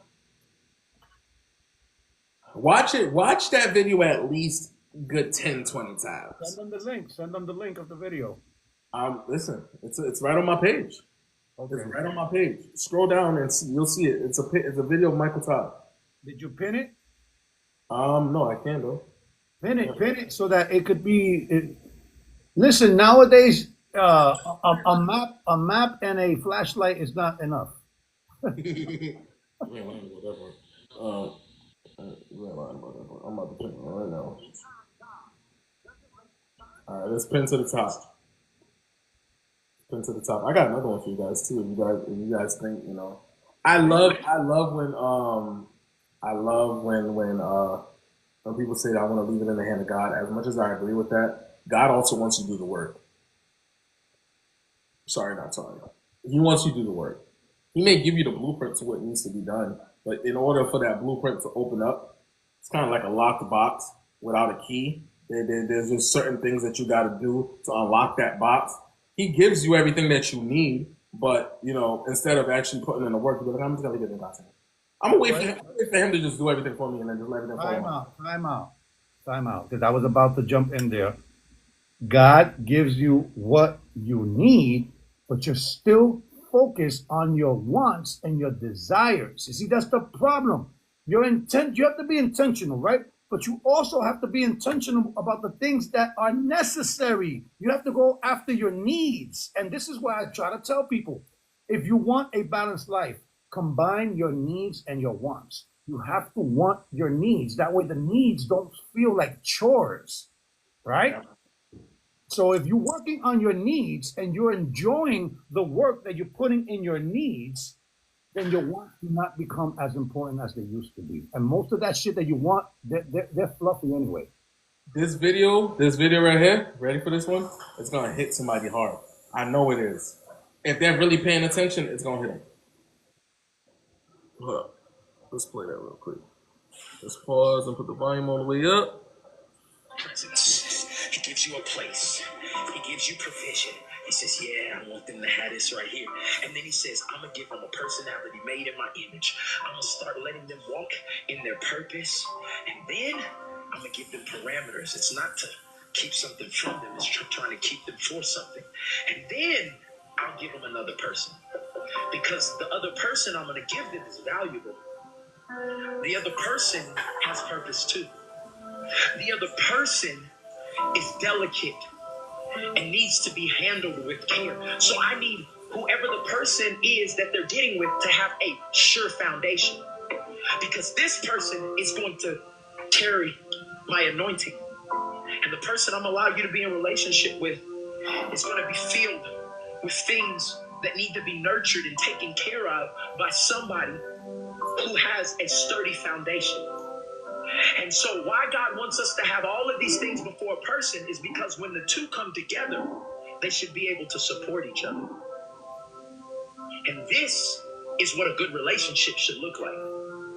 But what would happen if I took away the presence of God, the place of God, the provision of God?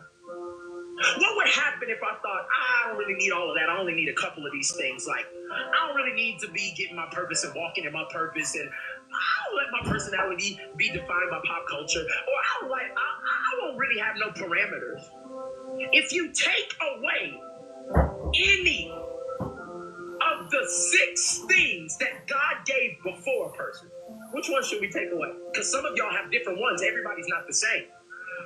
Come on, let's be honest. Some of y'all are in the wrong place. You're in a city right now that God never called you to. Some of you haven't been in the presence of God in years. Some of you right now are providing for yourself and you feel drained. Some of you, your personality, you used to say, I'd never be this, and now you're doing that every week.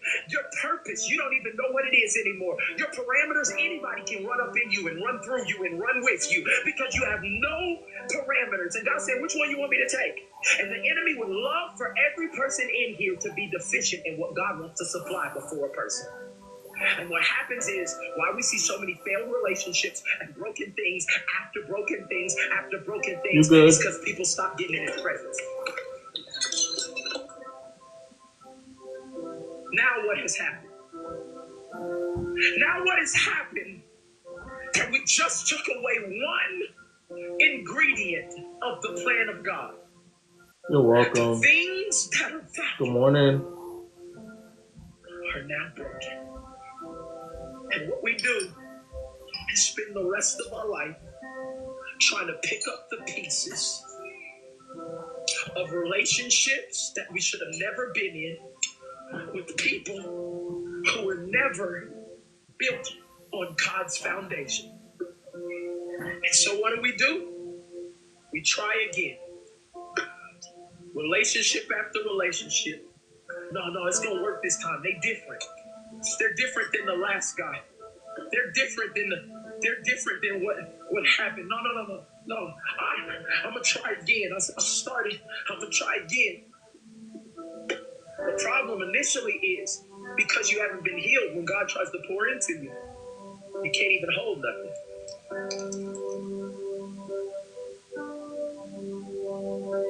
And this is what many of our lives look like today. And then we try to raise kids out of this. This is where we try to do business from. This is how we try to love the world, broken. And God says, hey, this is the reason why the person is not where you're supposed to go. If you would give me your pieces, if you would bring your pieces to me, I'll trade you and I'll give you a new life. I will take everything that the enemy meant for evil and I will turn it.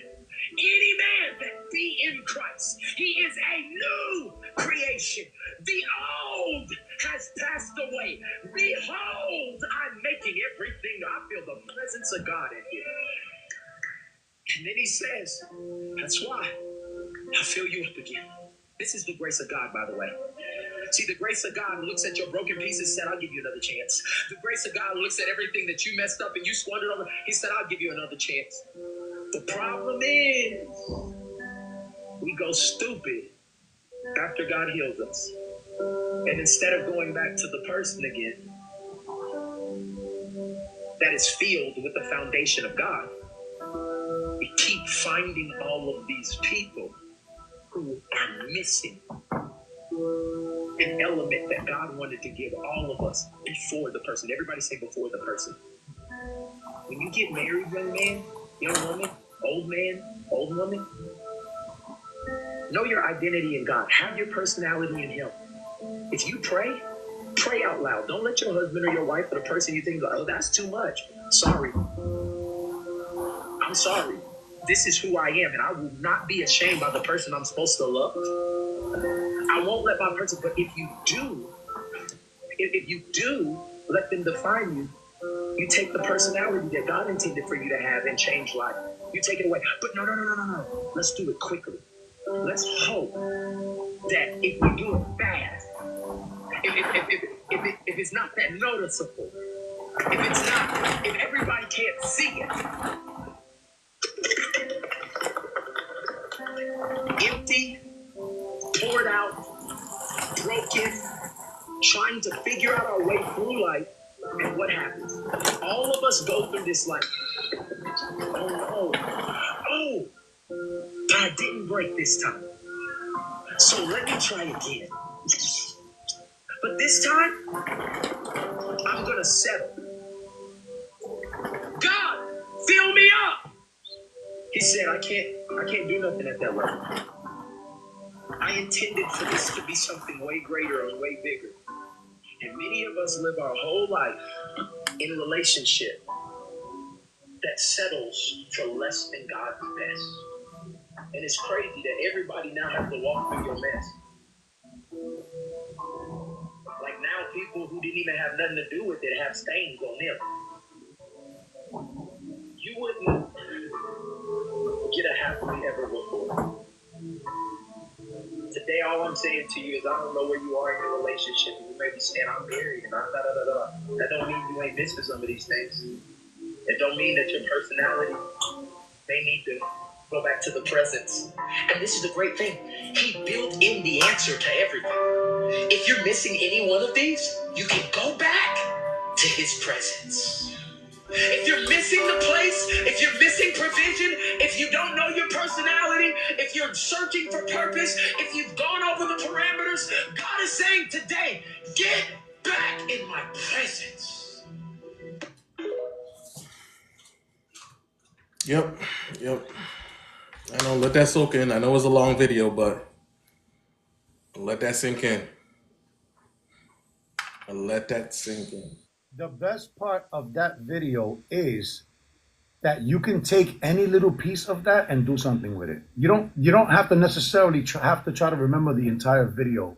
Take a couple of pieces of it because they're building blocks. That part. Again, foundation is the most important thing and aspect in any place that you are going to. If your intention is not correct, which is pretty much the foundation, right? The intention is the foundation. If your foundation is not strong, everything that you build on top of it will come down. Very much so. Stella, welcome in. Thank you. How you doing? How's everybody today? Hey, Mama J, hey, Omega, Stella. I know it's a lot. We've kind of dabbled into so many different things today, and I'm actually kind of glad that we did, because usually we have just one topic and we kind of just run with it. So, but the fact that we were able to dabble and still make the live as powerful as we usually make it, I appreciate y'all. I don't know how to tell that. But yeah, so from what you've heard, Stella, I kind of give you some chance to kind of answer the questions in the back. We only have 15 minutes left, but I'll give you guys, give Sofrito and Stella a chance to answer those questions in the back. So let me split my camera. Okay, so I'll answer the first question. It says, what are you doing to focus on your self-love? What I'm focusing on my self-love is forgiving myself for things that I settled, tolerated less than what I deserved, and forgiving other people that hurt me, that were not capacity to love me, that I need to be loved. I think that at that point is whatever event that happened, it served its purpose in order to make me who I am today. So acceptance. And then what steps have you taken to create boundaries? The steps that I've taken is that I'm on this development of peace, is that not everybody is peaceable.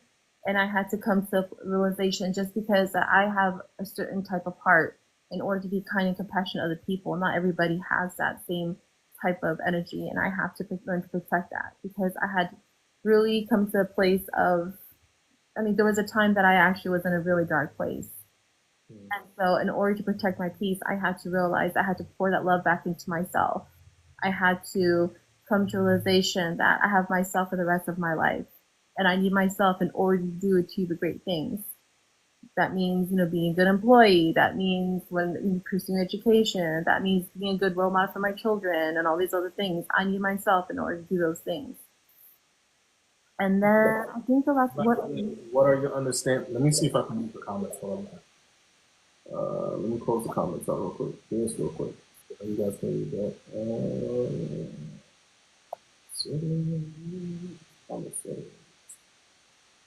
Okay, go for it. Okay, what are So the last one is what are your understandings when it comes to your trauma? my understanding when it comes to trauma is that trauma affects how you process information, how you connect with yourself and other people. So a lot of times the individuals that deal with trauma, they come from a place of survival mode. And, being the fact that like I had a very rough childhood, um, I had a lot of issues of abandonment issues. And I had to realize at some point is that I was recreating certain toxic events or in my life based upon my childhood past, like parental figures. And so I would pick partners a lot of times that were narcissists, or one-sided relationship, emotionally unavailable, and I would pick up projects. And the reason why I say that was because I was in some way, um, I was somewhat trained to believe that the only value that I had was based upon what I can give, not based upon my characteristics. And it was because I was told by my parents that if you do good, that means academically, that means behavior wise at home, that the only way that they could love me was based upon what I could do for them. And I had to realize at some point that healing was my responsibility and that they were not the capacity to love me that I needed to be loved, and that I was running around in survival mode because they could not be trusted, which is my parents, and also adult figures. They could not be trusted. They were not reliable. So it got me into this phase of, okay, I couldn't trust anybody. I had to trust in myself. I had to survive the things that happened to me as a child. And so in that case, I had to go on the self-development journey because I was so depressed at some point because I didn't know my purpose. I didn't know that I was enough. It's just that the people that should have loved me couldn't. Okay. All right. So Rico, where'd you go, sir? Not running away from this question. So Rico over there running away from the question. Oh, hey, Mama G, can you do a quick PSA? We got 10 minutes left. Yeah, go for it. Oh, quick commercial break. It is 10:50. We got 10 minutes. Please power tap the mother screen if you would like brunch. For brunch, we're having waffles, sausages, some chocolate milk or orange juice, mimosas for the grown folks. I don't want to. And we have a section for the 420ers. You want your fuse shit. Now tap the screen, please. Thank you. That's right. We're trying to get to 50K. That's it. We're not asking for much. 50K so that we could get a solid, Screen tap the screen. Next week's topic. Damn, do we? We don't know next week's topic yet. Stella, listen, thank you for sharing that. It takes a certain individual to recognize themselves and being able to put it out in the air like that. So, Stella's actually on the panel as well. Really? Well, nice to meet you, Stella. Nice to meet you. And so a lot of times, I go on these panels because I wanted to add value, that not every place, on social media is toxic, that there actually is a support system, based upon, our experiences. And even though the people that, don't comment or maybe are just listening, maybe they could take that, with them, that to be self-aware and to really know the fact that, you matter. Not all spaces are good spaces. But there are spaces that, add value and that we can go as a community and be lifelong learners and not, spread that toxicity to other people, not project, not tear people down, but be a place where we can all listen and we can all share our ideas and experiences, and we can be, just build a place of trust. You're welcome in. Well, you're in the right place if that's the case, because that's pretty much what we do here, as much as possible. We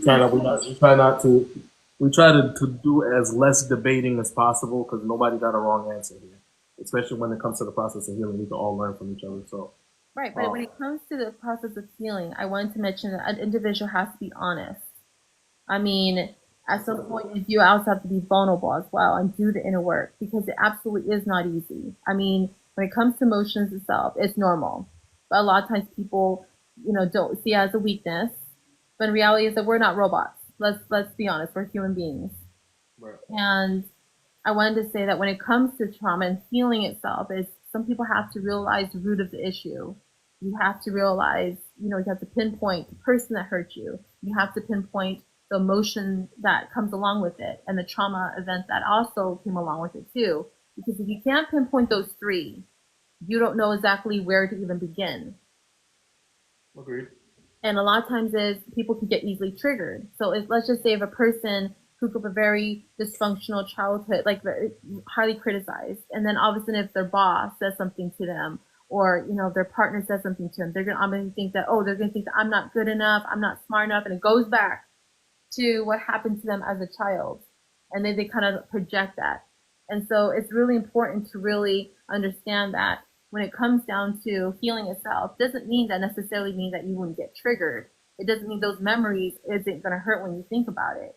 It just means the fact that you're self-aware, and that at the same time is that even though you're self-aware, it's a continual process when it comes to the healing process. Like who you are at 18 is not who you are in your 30s or your 40s or 50s. It's growth. Agreed, 100%. So for people asking about the live, the podcast, we're posting the audio of the live because the aesthetics of TikTok does not look good on YouTube at all. So I extract, I take the audio out of the live, and then I post it on YouTube.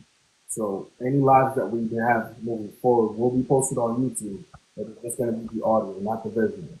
I'm also working on putting everything on Spotify and Apple Music, on Apple Podcasts, but that's going to take a little bit of time in editing because they have a regulation that they want me to follow with certain things. So I gotta be mindful of that.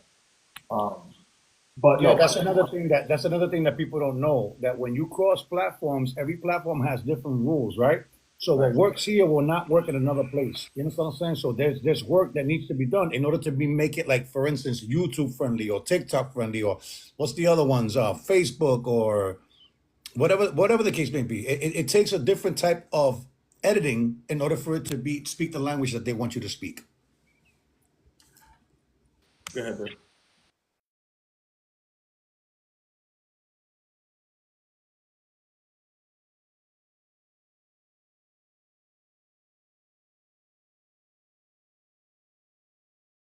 That right there is the YouTube page. If you see the gold emblem with the brain in the middle, that is my monumental emblem. Go ahead and follow the YouTube page from there. You can either type in Mind Your Mental or Mind Your Mental Live. I'll put the link in my link tree when I get off of here, so you guys could easily have access to it. And for the people that are in my Discord, that have access to my Discord, I'll drop the link in there as well, so you guys can go ahead and subscribe. Everything is gonna be posted on YouTube from now on because I don't know what's going on with TikTok. They still haven't figured out what they're gonna do with the app. Nobody's purchased it yet, so it's still up in the air. So until something happens, we're gonna be doing our lives on Saturdays, but we're also gonna be posting the audio on YouTube, so that way you guys have access to it. And all the little snippets that we get from the lives will be posted in my shorts, so you guys have access to that as well. So really quickly, I heard that Biden wants to buy it, but he just doesn't seem to remember. Yeah, I'm not surprised. Not surprised at all. At all. So yeah, if you guys can please go ahead and subscribe to the YouTube channel. It is free, guys, as you guys know, to subscribe to YouTube. There's no charge or anything like that it would be on any other app. So if you want to subscribe, definitely subscribe and show some support. If you guys make sure you guys are sharing, share to everybody, your friends, family, you name it, to just the platform and the YouTube page. Good morning, Zulema. You know what I'm saying? Just share it out. You know what I'm saying? Let's try to bring the awareness to these positive environments, these positive lives that's happening on this app. They're growing rapidly, I've noticed. They're growing rapidly, but not as fast as the negative ones, unfortunately. So please share out these platforms, where coaches are coming together now on this app to really create a platform. Stella seen that last night. We had a lot of coaches and a lot of therapists that were on that platform, and we kind of all came together and created one major platform last night, and we did an amazing job putting that together.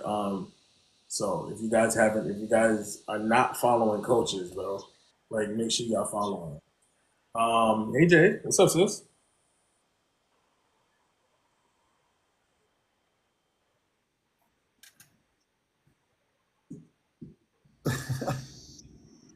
Hello. Are you there?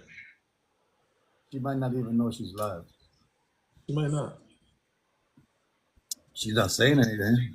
Oh, she's not saying, but she's typing. Oh, she might not know. No, she might not know. I'm gonna drop it just in case. Just in case something gets said. Yeah. That was cool that she's able to come up. No, now she can come up now. That's dope. I didn't know that. I don't know what happened to Mama G, but we are 1 minute away, and we should start these closing. Let's do the closing remarks. So we'll start with Babe, and then Stella, then Homika.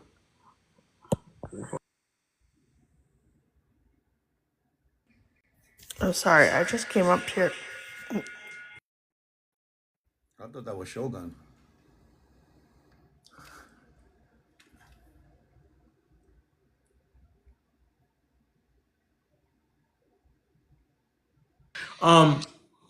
Stella, go for it. I want to say that your best investment is yourself. You have yourself for the rest of your life, and you don't have to live of your past of childhood trauma. You have the capacity to live a life that's authentic for you, and that means being your best self. And so self-love is really important.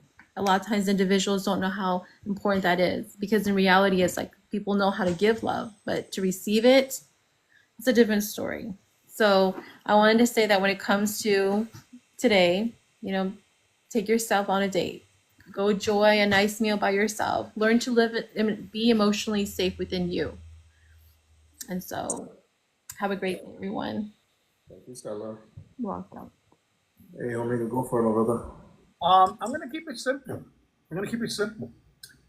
You know how people dread going to work every day, and they talk about their job, and they don't like their job, and oh my god, because you're doing something that you don't enjoy.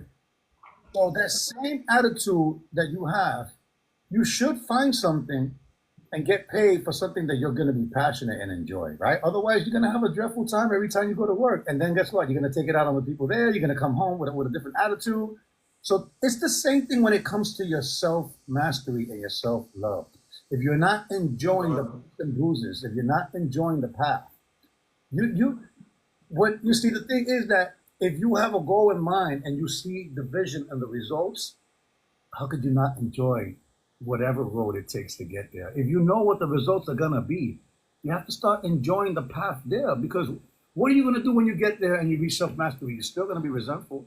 So along the line, do start enjoying the things you do. Today is Saturday.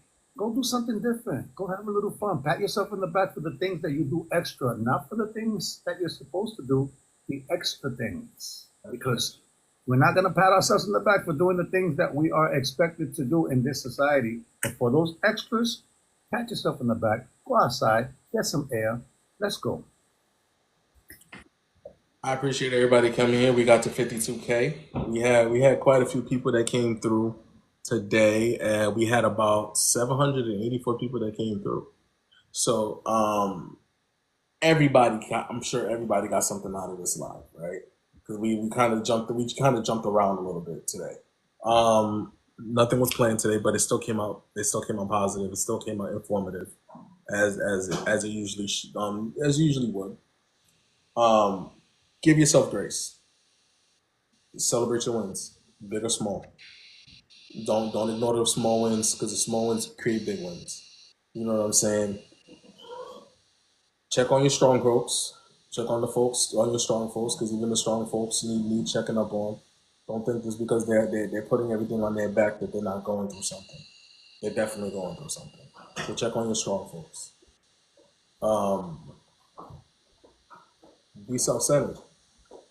Not to the point where you're selfish, not to the point where you're self-absorbed, but enough to kind of focus on you. You know what I'm saying? To be a better version of you. If you got, like I said, the link to my link tree is available for everybody, for the Discord, for the book, for the merch. You know what I'm saying? We have 3 different pop-up shops that was created. One for Juneteenth, one for Monumental, and one for Internal Roses. So if you guys want to purchase and support the movement, support the merch, that is well appreciated. Just make sure you guys send me a picture when you guys do purchase it, because I like to create like photo albums of the people that purchase the stuff. So if you guys do purchase anything from the stores, just send it to me on IG, and then I'll create the photo album with the stuff with the other people that's purchased things over the years. So next week, don't know what the topic's gonna be. I'm not gonna act like I do, but when that time comes, I will definitely post it. I'm gonna talk to Hermiga, and we're gonna figure out what's next in regards for Saturday. But tune in later today on YouTube. I'm gonna post the audio again. It's gonna take a little bit of time for editing and all that stuff. My IG should be in my link tree. If it's not, Lovely G message me and let me know if it's not. If it isn't, I'll post it when I get off of here, if anything. But I'll double check. But yeah, I love you guys. In a world full of negativity, make sure you guys choose love and love on purpose. Keep life simple. Love is the glue. Respect is the flavor. You dig, you dig, you dig. Make sure y'all are living within your value energy. And then I pity the fool who doesn't mind their mental. Peace.